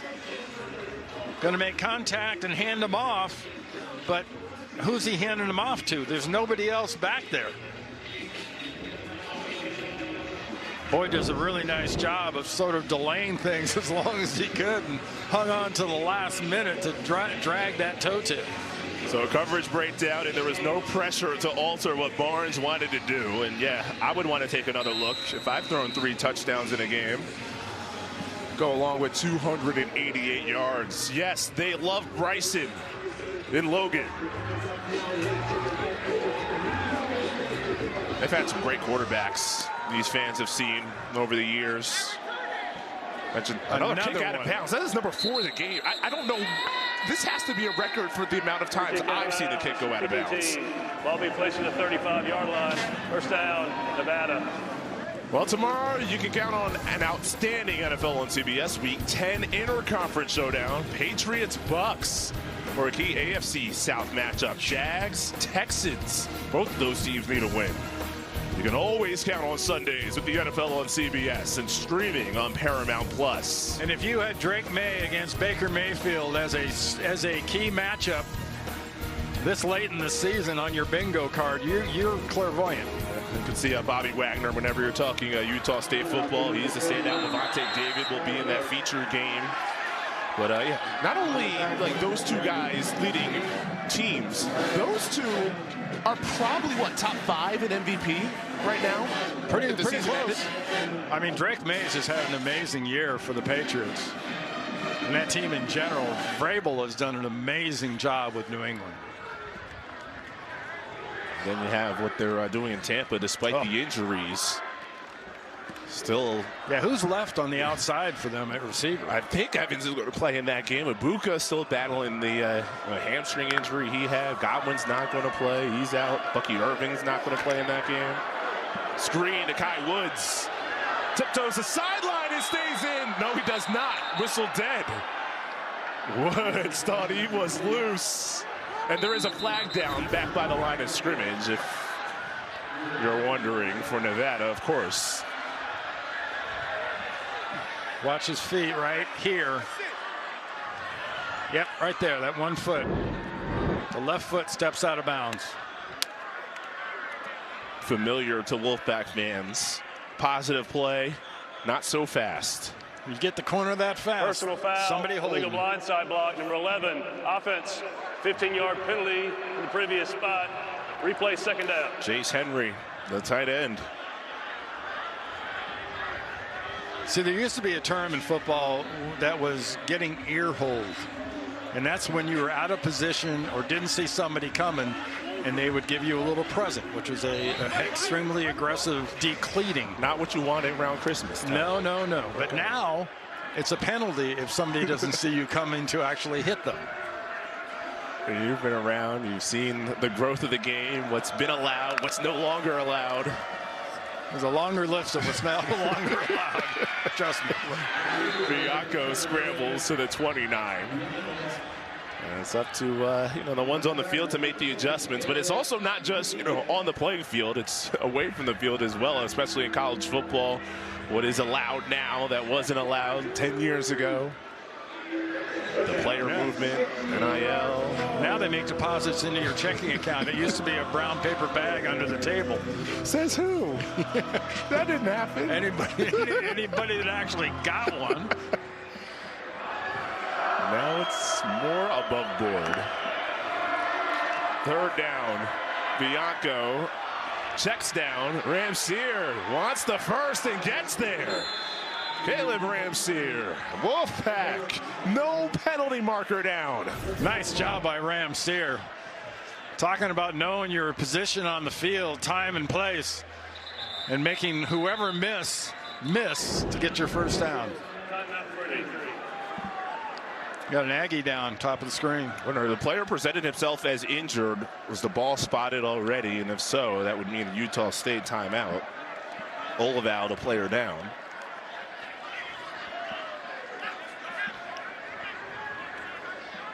Pretty sure he was down at the end of that play. Everybody else was moving around him, and he didn't go anywhere.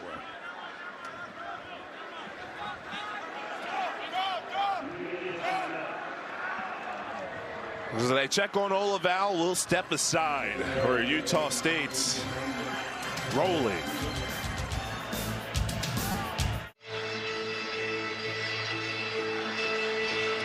Olival for Utah State, the linebacker, into the medical tent. It was down, the junior from Salt Lake City, at the tail end of the last play. So the Mountain West mentioned the changes coming up after this season. So the 5 that are heading to the Pac-12 in Northern Illinois, UTEP, schools that will be joining for football next season. Be a new look. And Jeff Choate, we talked to him about the future of Nevada, and of course this is going to be one of those landmark games for Nevada fans. Remember when the Utah State beat down, but he knows as Purdy runs to the outside that they're building. There will be more positive steps ahead, and the realignment in that way in the next version of the Mountain West could be beneficial to the Wolfpack in their entire infrastructure.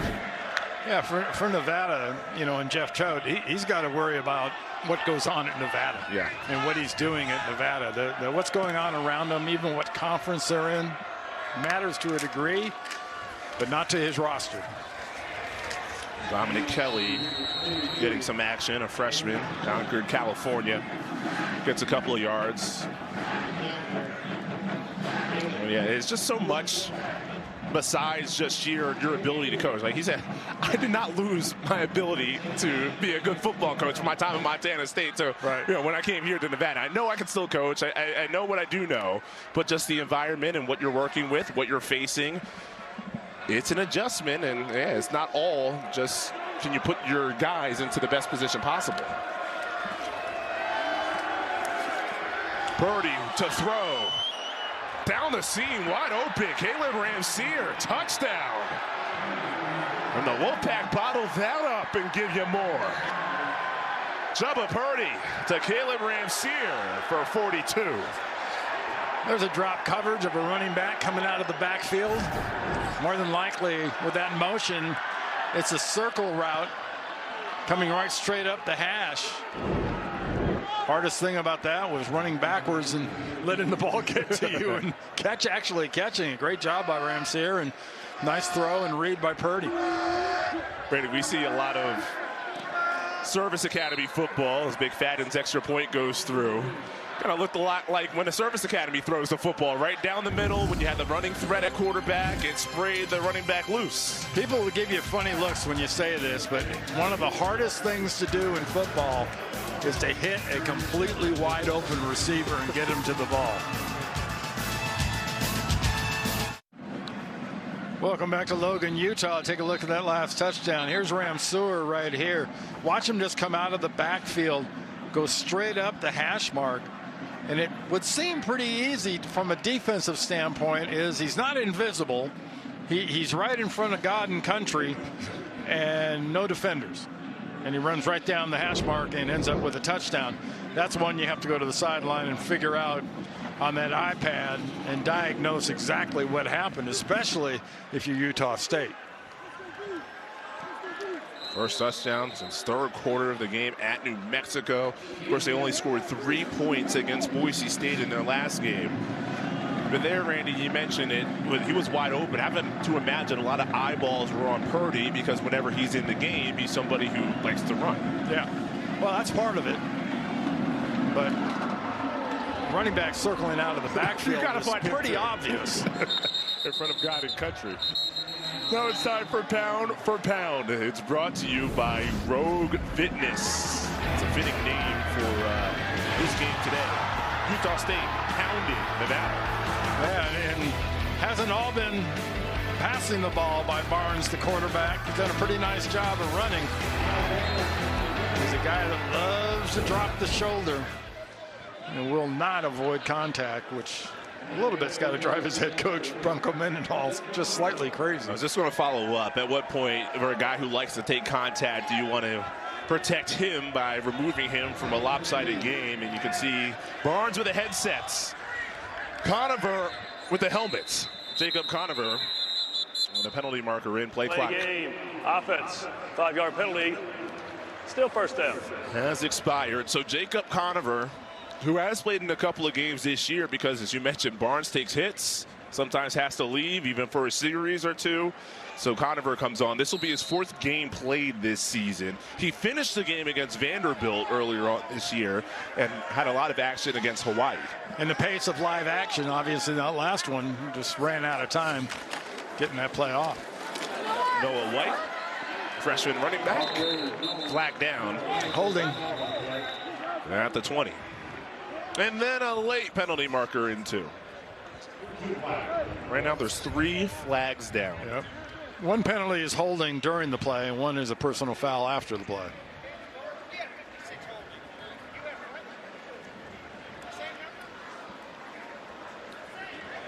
Holding, number 56. Offense, 10-yard penalty. Replay first down. Huh. What was the late flag for? Extra holding? For decoration. You know, just to make it a consensus. Yeah. It was Eichhorn who gets called for that hold. Jake Eichhorn. He missed a couple of games this year. Got injured in that Vanderbilt game that I mentioned. Utah State fell 55-35. How about Vanderbilt? The numbers that Pavia put up in the game today against Auburn. Check down. It was more of a screen, I should say, to White. Past the 15-yard line. Yeah, Vanderbilt tried to lose that game today. They scooted past an Auburn team with an interim coach. I feel like we're seeing that all across college football. Interim coaches has been the theme. Yeah, it's a pandemic from a firing standpoint, and they're not done yet either. 13 head coaches fired in season. Hugh Freeze, of course, the latest. Low to lane from Conover. 3rd down and 18 coming up. Bryson Barnes, his night is done. Conover coming in as the backup. Barnes got a lot of business done in a little over 3 quarters. Well, completion percentage, and really seemed like more than 40 yards, but would say double B gets an A+. Oh yeah. White smacked by Austin Harnito, and then finally the rest of the defense converges. Well, on Conover's first drive, a penalty ruins it, and it's 4th down and 12, and Landon Rico on the punt. Now Rico's first punt of this game, dazzling, a 63-yard punt that curled out at the 1. Nevada's got to be excited. A little success last time. Got some points. They get the ball back. See if you can reproduce it. Jarek Robinson on the return. Gets a couple. Another blooming punt, though, by Landon Rico. Some of the headlines in college football today. That first on the list, that close call, what a catch. Omar Cooper Jr. for Indiana to win it after Penn State gave them all they could handle. Oregon on CBS. What a game that was. And a great call, Brad and Gary. Iowa went ahead 16-15. There are 2 fouls after the play was over. Had to kick that one to win. With 3 unsportsmanlike conduct, number 9, Utah State. Number 30, Nevada. That's both those players first of the game. Those fouls offset. It's 1st down, Nevada. Offsetting. Also known as never mind. Don't mind me. All right, so I'm going to ask a follow-up on Indiana. Did that game give you any trepidation? Because they're still, one of those teams that people still have to buy in. They're not one of the traditional teams that you usually see, despite what they did last year. Yeah. I think going to Penn State, and Penn State suddenly resurrecting itself and playing like they expected to play at the beginning of the season, just makes that different. I mean, Happy Valley is not a very happy place right now, and they took it out on Indiana, but Indiana managed to come back and win. I mean, there are no style points. You just got to keep that 0 next to your name. They did just that. Mendoza, that last drive, he was cool. The catch before Omar Cooper, the one on the sideline to set them up near the doorstep, like that was, if that one catch was an A++, the catch before was an A+. That was excellent too. Yeah. So they made plays when they needed to. And Oregon was tested by Iowa on CBS. Graham Sear, right side, marches and has the first. Yeah, The college football playoff poll will be interesting when it comes out Tuesday night, because there's so many new things that, you know, strength of schedule and all kinds of other goofy metrics are part of the deal.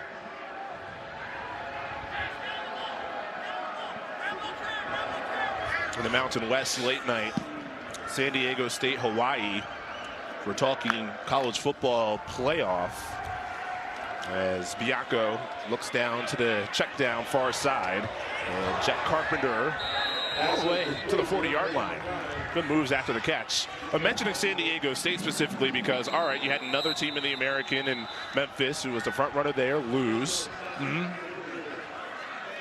It's getting to the point where if San Diego State keeps winning and represents the Mountain West as the champion, their resume could be one to look at as the group of 5 spot or group of 6. Ike Larson is the player for Utah State down.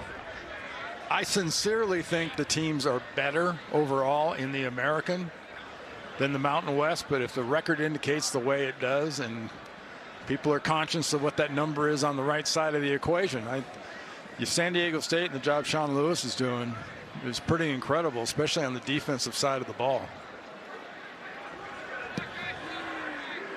Right now, I want to focus the attention on Larson. He's somebody who is a popular player, popular figure for Utah State athletics, which was why it was such a shock at the beginning of the year when it came out that he was suspended indefinitely. Turned out to be 7 weeks. You can see him through the years. 2-time All-Mountain West. Sort of a down year by his standards last year, but a couple of those seasons, 2022 and 2023, he was amongst the best players in this league. Suspended on August 8th. Turned out to be around 7 weeks. Came back that week 6 bye. His first game was the game against Hawaii. But he's a playmaker. You can see the career numbers there. The coaches couldn't have emphasized any more what a great influence he's been since he came back. Purdy, left side. Now, Bronco Mendenhall, we've talked about his previous stops, Virginia and BYU. Now, at BYU, if you remember back, Kyle Van Noy was one of the players that he coached.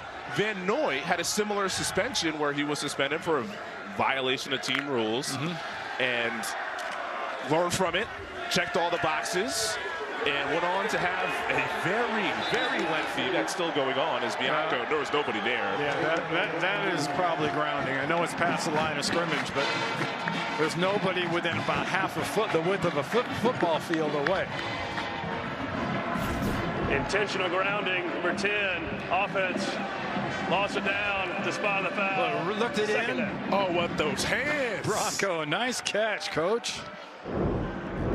Come on, you can smile a little bit. Man, he's mean-mugging after he catches that ball, too. He can't get him to crack a smile even then.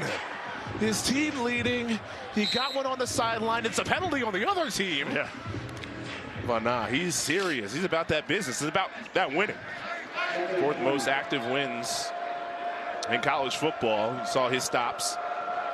But yeah, that Van Noy playbook is one that Larson can certainly follow. Bianco hit hard as he got rid of it. That ball did get back to the line of scrimmage. And he was absolutely drilled.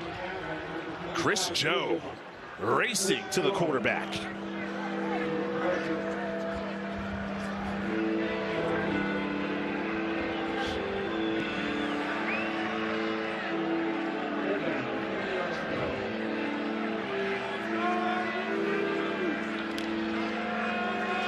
So 3rd down and 20 with 14 seconds to play in the 3rd. Bianco replaced Carter Jones back in the 2nd quarter after Jones ineffective. The true freshman just 1 for 6. Carpenter, middle of the field, wants the outside, powers forward, and turns this into a decision where it's 4th down and reasonable to go for it. But as soon as you say it, there's a flag down. And Nevada thinks it's on Utah State.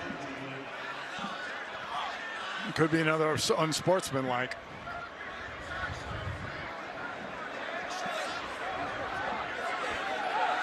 After the play was over, unsportsmanlike conduct, number 25, Utah State. It's his first of the game. 15-yard penalty and automatic. First down. And remember, they always emphasize the number, first of the game. We've said that now 3 times lately. You're allowed 1. You get another one, you get a vacation. One push one way, one slap the other. They get the second slap.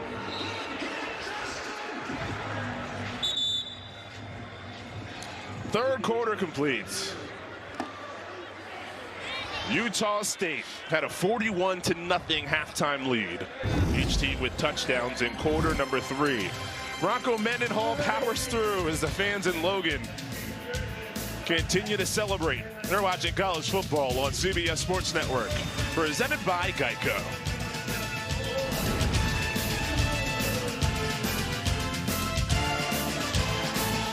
Temperatures have dropped. You see the score by quarter. We're in the 4th, below 40 degrees. Join my partner Randy Cross in the Quarter Zip Club. Hey, you know, if you're Jeff Trout and you're Nevada, you came in the second half and you said, look, it's 0-0, play like it. And they did. It's 7-7 at the end of the third quarter for this half. There's Carter Jones. He got the start of this game at quarterback. True freshman, 18 years old, and yeah, it just wasn't one of those days to write home about. 1 for 6, 2 interceptions. Bianco came in to replace him. He's in here, first down, throws to the far side, and it's incomplete. Tonight's Red Zone is brought to you by Verizon. So you go to Jeff Choate and you look ahead for this next stretch of the season. Carter Jones got the start of this game. I'd imagine you still want to keep the freshman out there. I would think so. Yeah. I mean, this defense definitely got after the young quarterback, and I think the smart move was to get him out of there and don't further bruise his confidence. Jubba Purdy reaches that ball so strong with that right hand. Gets to the sideline. Third down upcoming. It's just one of those days where as a quarterback, you got to erase it and learn from maybe the experienced guys like Purdy who've been through it. Bianco as well. Well, you think both interceptions, one is a DB or linebacker tips it to himself and intercepts it, as he's getting just boloed by a blitz in the backfield. And then the other one is another blitz where he throws it right at a defensive back, and smartly, that's when they took him out. So the second half has been Bianco and Purdy. Bianco hit as he throws. It's deflected and incomplete. Bryson Taylor came on to provide the pressure. 4th down and 6. That was a double whammy there. One from the right, one from the left. Watch the defenders. They almost arrive simultaneously. One gets them in the ribs and wow. That's what they call beating out the quarterback. Yes.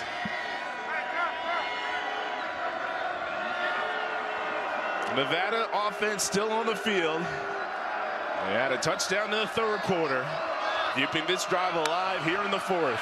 Against the blitz, Bianco floats. Bella, no, incomplete.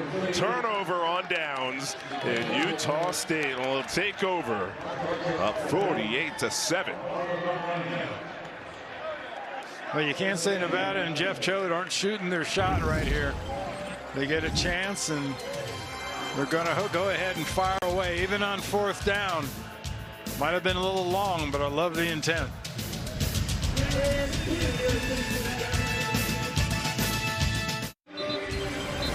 College football on CBS Sports Network is sponsored by Acura.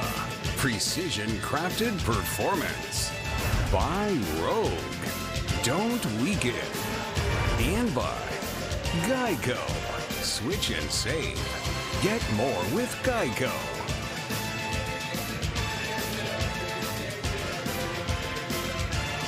Get your blankets, get your hoods, get your scarves, get your gloves. It's that time of the year here in Logan. And on the other side, the students are shirtless. Yeah, that I still don't understand.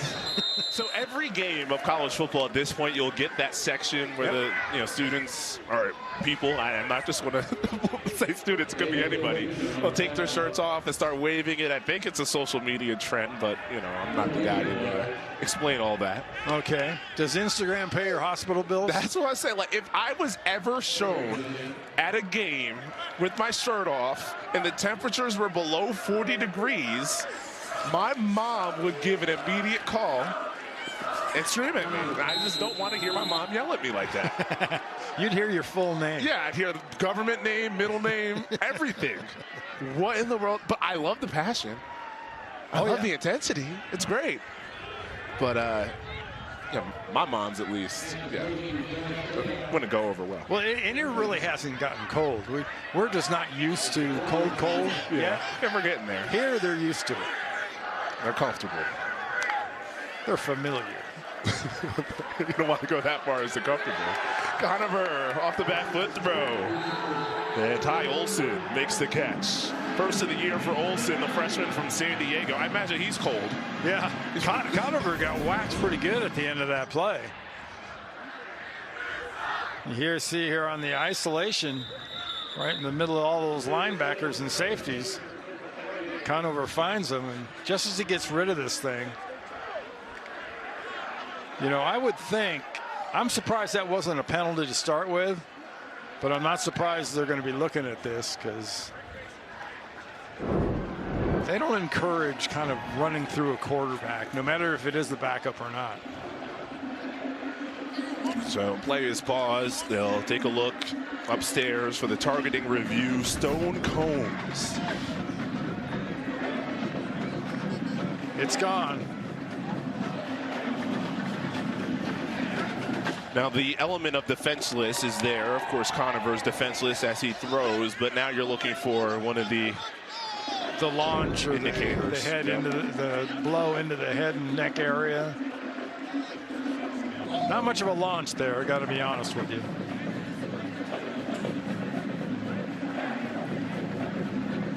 Of course, at stake is the first half of next week for Combs. After review, there is no foul for targeting. First down. Yeah. Not enough as far as the elements that needed to be there. I would have had no argument with throwing a personal foul for unnecessary roughness. If you're going to take care of the quarterbacks, even take care of the backups. And Conover, we talked to Kevin McGivern about him. He said he's just a valuable sounding board for Barnes. These are two veteran quarterbacks who've been around college football combined for 10 years between the two. Very rarely do you have two experienced quarterbacks like that on your team. Yeah. Especially these days. It's an unusual situation most teams, most years. But these days, to have that much experience at one position, there's some teams that don't have coaches that have been in the league, been on the team for 10 years. Combined for a couple. Some of the ages of players in college football are catching up to the ages of some of these coaches. As coaches are getting younger, players are getting older. Slant wide to Olson. This conference has a couple of young coaches. Sean Lewis, Spencer Danielson. Yeah, I mean, San Jose State's got a punter, I believe. It's 29 years old. An Australian. And the 24-year-old sophomore, William Holmes, a standout on the Utah State defense. Pretty good thing to have in your resume as a college football player is 5 years in the major leagues. Farm system, but still major leagues. 5 years of pro baseball is pretty cool. Ty Olson busy on this drive, makes the catch by the sideline and picks up the first. Got a flag over on the far side.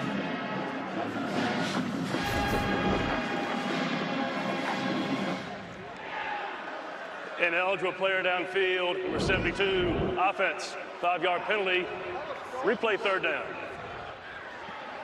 George Miley getting down the field too soon. Well, again, we explained it in the first half. There's such a preponderance now of RPOs, run pass option plays. It's nearly impossible for offensive linemen to sell that properly and not get downfield. It's got to be a concerted, conscious effort not to get further than 2 yards. Olsen again, the receiver underneath. Odoms cannot make the grab. Nearly had his first interception of the season. But it brings up 4th. See, after the end of the play, the way he's kicking on the ground like that, you need a sound effect of a baby crying. Put that You've got to go to bed. No, I don't want to. Temper tantrum. He's just frustrated. He should have had a pick in his mind and let it slip through his fingers. Rico has it blocked. Smalley came in to deflect it for Nevada on the block punt. And that's probably the best sign that the Wolfpack had all game long. Chris Smalley, who's a special team star for Nevada, comes up with another impact play. If you ever wonder about the downside, because you think about it all the time, that Australian kind of rugby style approach, you're running into the right side into your leg. Well, you're also running right into a guy coming up the field. If you kick straight ahead, he's got no shot at it. But off to the side, perfect angle.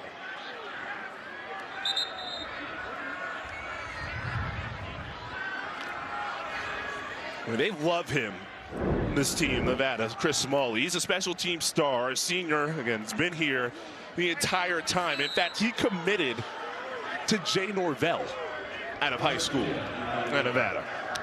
A couple of coaching changes, he's stuck around. Purdy runs here to the 15. That's what college football is all about. Your team's down 41 points. You've had a lot of adversity throughout your career with different staffs and everything, but this is somebody who just loves the game. Yeah. Plays the role that doesn't get much attention throughout his years. And stays and doesn't run from competition. Exactly. That's what I like so much about a guy like Walker Ebert at San Jose State. I mean, he's been there his whole career. He's watched other guys' plays. He's had opportunities to go other places. And there's kids here that have had the same situation, but they stay. Purdy, couple-time transfer himself. Zigzags, has 3 blockers in front. Chubba, Purdy, oh, he lost it. Deflected away as he was scooting in. And Utah State looks like they have it. Oh, if that's not emblematic of Nevada football this season. As soon as you think you have something nice, it gets taken away. He's about to run and spin into the end zone, and as he spins, the ball is punched out of his arm. Watch it. The ball isn't put away. So look the way he's waving it around. No surprise, it gets knocked out. There's a term that most ball carriers have to be familiar with. It's called high and tight.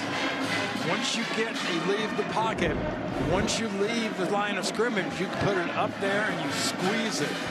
And holding it in one hand is a fumble waiting to happen. So one of the easier forced fumbles for John Miller.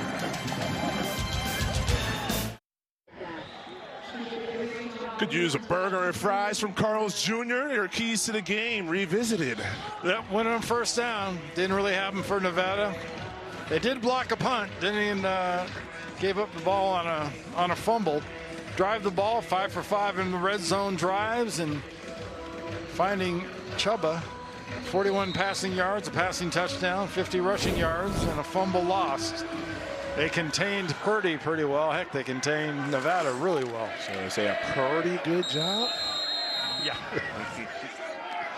Yeah, it's a 48-7 game. That's in right. The fourth quarter. Conover sneaks to try to create some space. Yeah, that is Chubba Purdy. Nebraska, Florida State. Now Nevada, just always a great athlete. In fact, the high school recruiting rankings, he was a more highly touted prospect than his older brother Brock.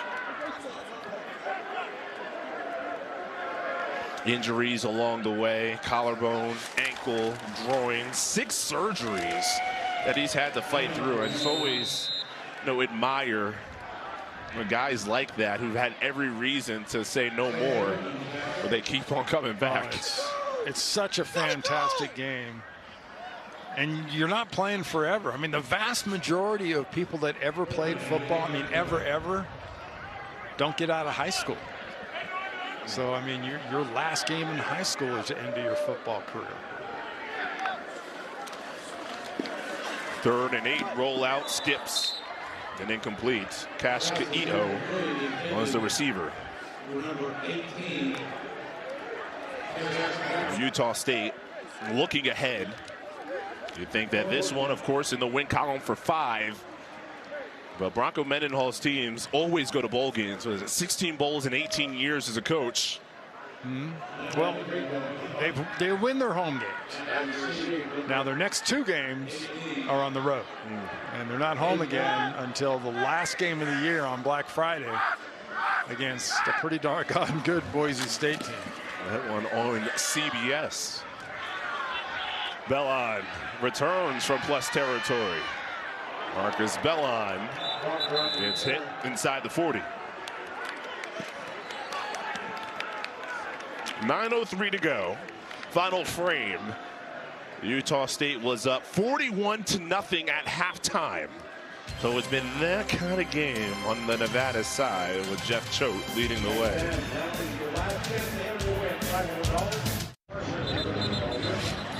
48-7, and the fans have not slowed down one bit. Coming up next, into the studio, our Inside College Football crew. They'll break down this one and tell the story of what went on in another fascinating day of college football right here on CBS Sports Network. Well, there's some games and finishes today. Ooh. Including on CBS, one of the big ones in the Big Ten. It's big time. With Oregon escaping at the end against Iowa on the road. Purdy hands Kai Woods to the 34. So what is the biggest headline you would feel like through today? Is what happened with Iowa or with Indiana, Penn State? I think it's the emphasis will be on the almost losses. Yeah.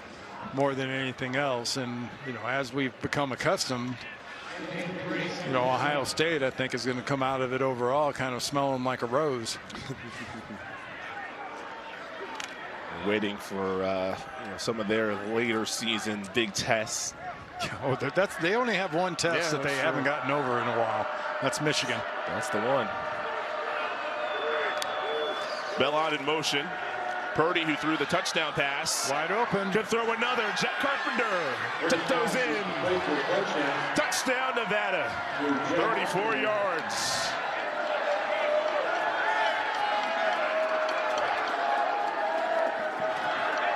Jubba Purdy making a case to get back as Jeff Choate's starting quarterback. He's doing a good job, I'll tell you that. And he's also had the advantage of having some wide open receivers on what would appear to be dumped coverages where guys were missed. I mean, he threw a really nice pass to a wide open receiver, and Carpenter got a little shoulder in there just to emphasize. Former UConn kicker Joe McFadden. How about UConn? Whoa. They beat Duke today. Beat Duke. 48-14. We'll be at UConn next week on CBS Sports Network. Their game against Air Force. But when we talk, Randy, and it's not just this week, but every week when you have a Nevada game, we talk to the opposing coaches. One person that sort of stands out is like, okay, that guy scares us on the offense. It's Jubba Purdy. Yeah. Like, he's the guy who can create problems for defensive coaches. Well, and the other guy is Carpenter. We know he's a good tight end. We know they're going to throw the ball to him. They're going to line him up in all kinds of different spots. But the unusual weapon is Purdy when he's playing running back, quarterback, slot.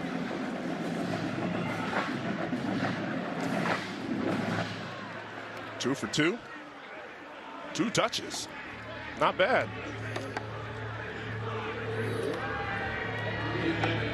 Trying to just create anything positive to go into next week, where Nevada takes on another team that'll like to spread and shred in San Jose State. Oh, that's up next.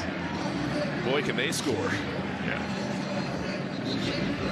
They put up 600 yards last week.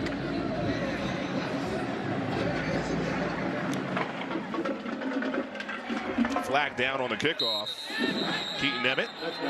Oh, it was inbounds. The other side is where the kicking problems have been on the Utah State kickoffs. Offside, number 24, kicking team. 5-yard penalty from the succeeding spot. First down, Utah State.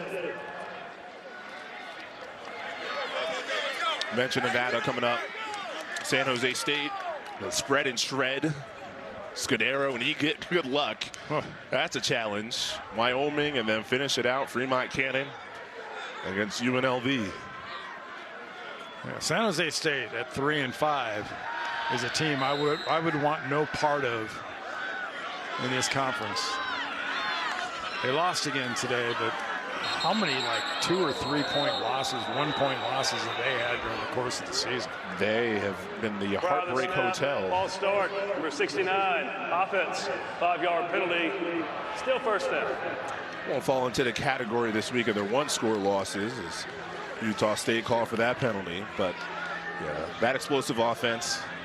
This league has some fun systems of ways to score. You know, Air Force, UNLV, Utah State, San Jose State, all those teams explosive. They do it, though, differently. Well, between the Mountain West and next year the Pac-12 or Pac-8, however you want to look at it, excitement will still be there. Unpredictability will still be there. Now, instead of one conference, you'll have 2 conferences full of unpredictable football teams. Last week, you had the first leg of the Pac-12 championship, Washington State and Oregon State. So the Pac-2, they'll face each other twice. They faced each other the day after Halloween. It was Oregon State getting just their second win this season. There's Noah White out of the backfield, and they'll play the day after Thanksgiving. What a run! White! Chase! Stays in! And then steps out of bounds around the 9. And Walker chased him. Noah White, freshman. His biggest play of his Aggie career. 60 yards.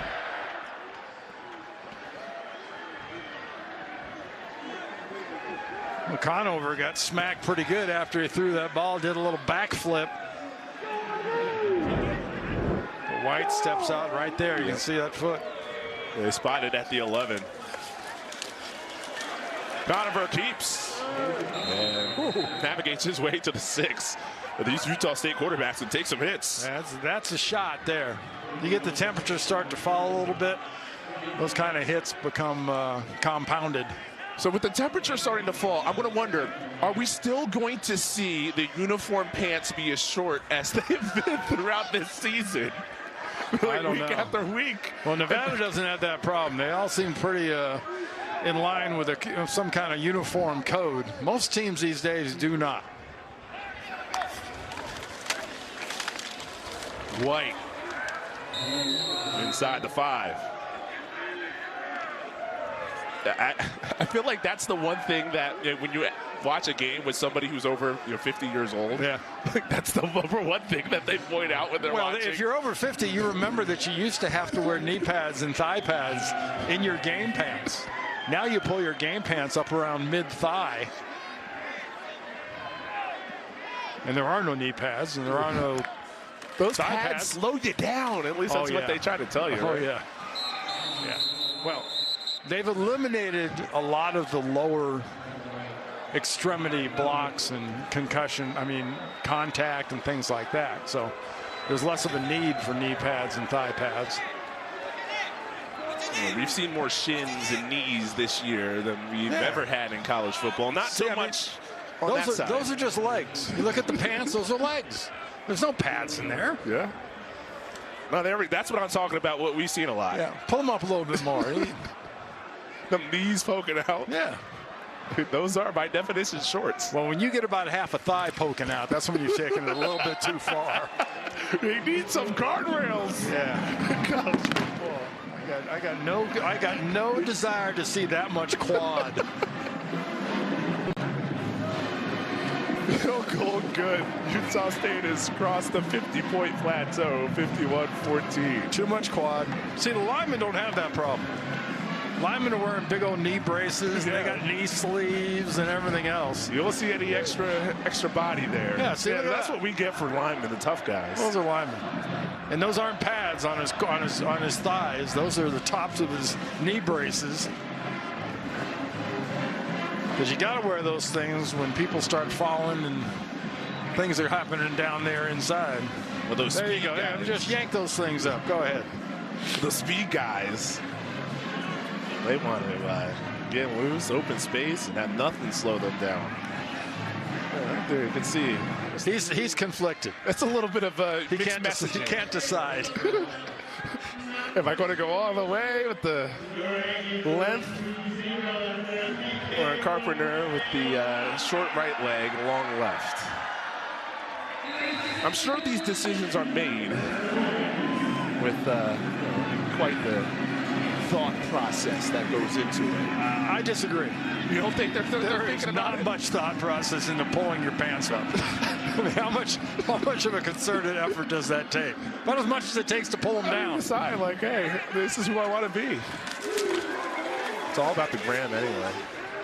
How do you look at the pictures after the game and you retweet them? To the 35-yard line. That's where this drive will begin for Nevada. 5:07 to go. It's a long way uphill for Jeff Choate in Nevada. It will be interesting to see what they do at quarterback if they end up going back to Purdy. He's definitely had the most even-handed performance tonight. Now, quarterback's not a problem for Bronco Mendenhall. He's got Barnes. He's got his guy. One of the most productive in the league. Turner hesitates, accelerates. Forward progress will give him the 41. That's where side judge spots it initially. Yeah, Barnes is all smiles. You don't blame him. 20 for 27, 3 touchdowns, 288 yards. He's actually catching up with his career passing yardage number and the number of pigs that were on his farm growing up. I mean, they're almost the same number. What was that, 12,000? Yeah, 12,000 pigs. You know how much pork belly and bacon that is? That's at least a few heart attacks worth. That's, yeah.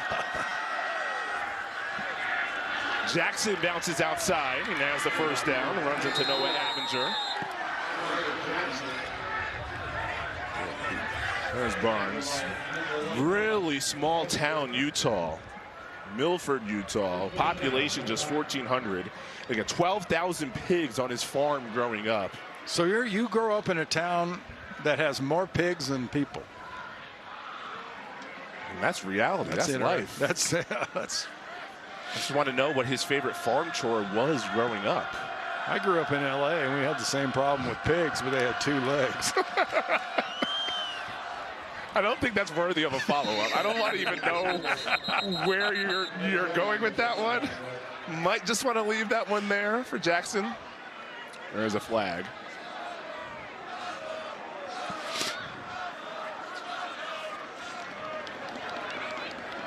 No shortage of fun on the Utah State sideline, especially when you're up 51-14 with 3.5 minutes to go.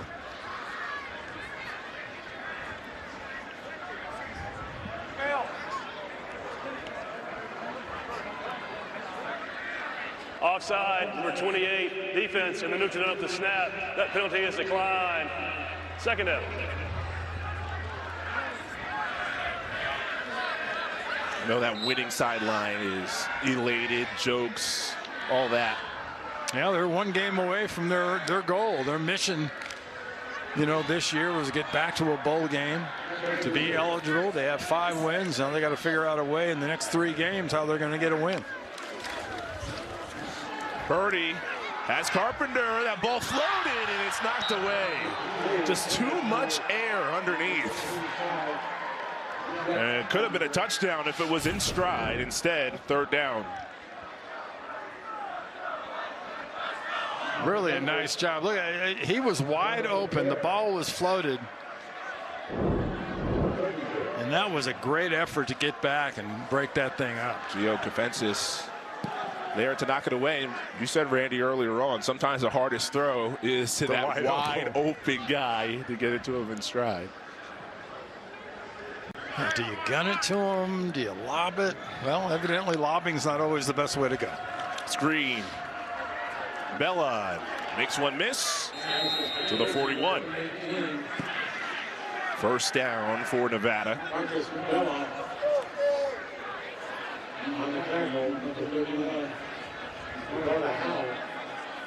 Now the pain for Nevada over the last 2 years have been the close losses. This one will not fall under that category.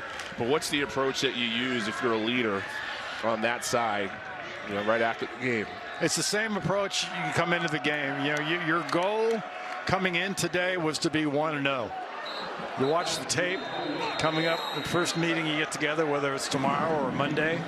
You go back to work and then back to a new week and back to a new opponent, and your goal is to be 1-0 next week.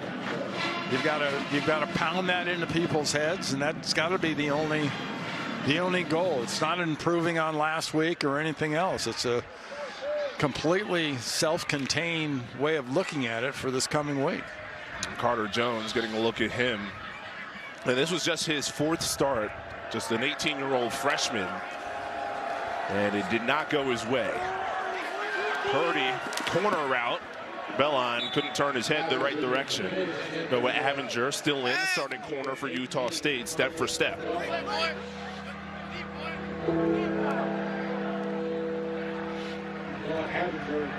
It seems every time Bellon has gotten down the field, he's had company. So he hasn't had the advantage of having a wide open pass where Purdy's trying to get him the ball. He's had at least one defender, if not 2, around him when he's got the ball thrown to him. Of course, Nevada without Jordan Brown in this game, one of their top receivers. Utah State's improvement defensively. That's when they need it. They've been strong defensively, at least by their standards at home. Carpenter, between the 2 hash marks, spotted 36. There is a penalty marker back in the secondary.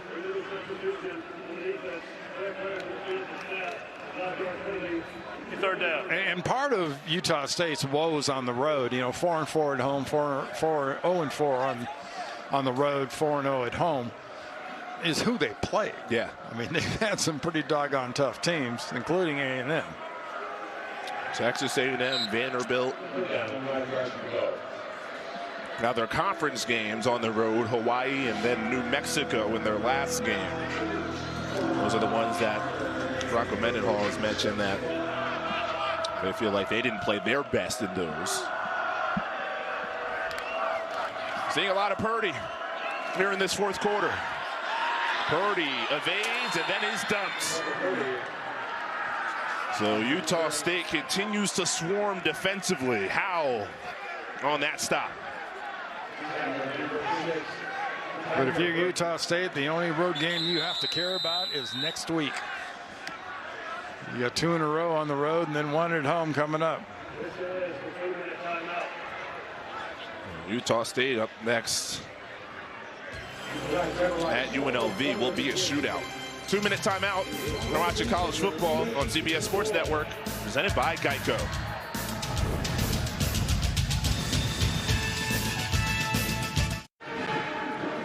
It's been Utah State from the very beginning as we go to our Geico play of the game. And this was back in the 1st quarter to make this a 24-0 game, the pick 6. Yeah, this was really early on kind of a coup de grace where for that you had turnovers, you had big offensive plays for Utah State. But this one here just was definitely the one that set the basically the avalanche going. Brevin Hamlin. Interception for a touchdown. On 4th down, that one was nearly picked, but it won't matter. Utah State will take over possession. Noah Flores had it go through his hands. And one more time, from the defensive back's perspective, Purdy trying to gun this thing in there. Almost got it to Flores. Needed to lead him just a little bit more. How many times have we seen footballs bounce off hands today? Might be cold down there. Quite a few instances. Harder to grab it in the cold weather. Yeah, but I mean, Utah State and Nevada, they're very familiar with cold weather. Yeah, I'm giving them an excuse. Got to catch the football. Interesting here, you know, Utah State with possession. There's 3 timeouts for Nevada. Don't think they would use them. I'm almost surprised that Utah State's not kneeling on the ball. They'll run it. They'll do their version of it. With C.J. Tiller in at quarterback, the sophomore from Gilbert, Arizona. Yeah, he is wearing the turtleneck and then some, and I don't blame him. As the guy from the warm state of Arizona getting a chance to play. 3rd quarterback on the depth chart for Utah State. Keeping on the ground. And really one more play, and that should do it. Unless...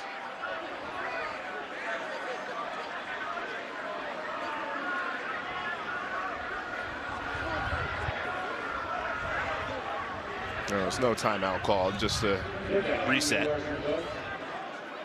Maybe there is. They're looking at the sideline for Nevada. Jeff Choate, there you go.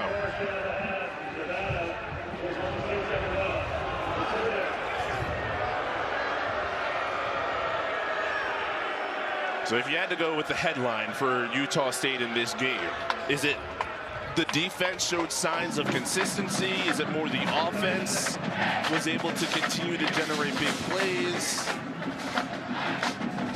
I think the best way to look at it, I think, is a team win. Yeah. You know, because the defense did play extremely well. They had that, couple of picks. The offense, we talked about they wanted, coming into this thing, more sustained drives. Well, they got some big plays, that's for sure, but that's nothing new for this offense or this quarterback.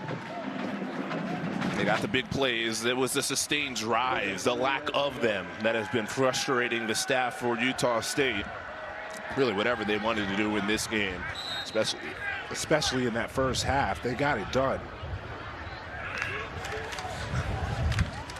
Tiller, first down, slides to stay inbounds.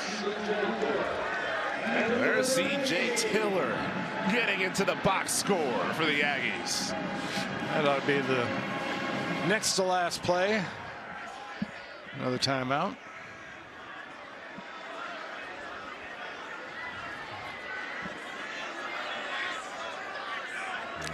Quick clock stoppage on the first down, then the clock will wind. Yep, don't think Nevada will use any timeouts. Is Tiller in that victory formation?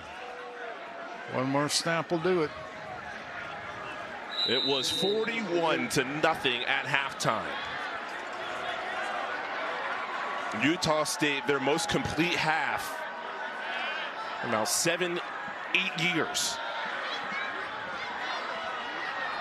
It was all Barnes early on, and then gave way to a lot of the second and third stringers in the second half. That's your final kneel down. And this is a complete performance for Utah State. In these teams' last meeting as Mountain West rivals, it is the Aggies beating down the Wolfpack 51-14. Yeah, well, quite a performance by Bronco Mendenhall's Aggies. Their quarterback had a heck of a game. Their defense had a heck of a game. Overall, the only negative was they kept kicking the ball out of bounds on the kickoffs. That's about it. The only problem. So an updated standings look. Nevada continues their longest conference losing streak in the nation. They've lost 16 straight Mountain West games, while Utah State remains in the 2-loss club, which is a large club of the Mountain West standings. Well, you got 6 teams overall with winning records in the Mountain West. And a team like Wyoming still sitting at 4-5. So overall, the conference has comported themselves quite well. Bryson Barnes gave a lot of reasons for this crowd to love the Utah State quarterback.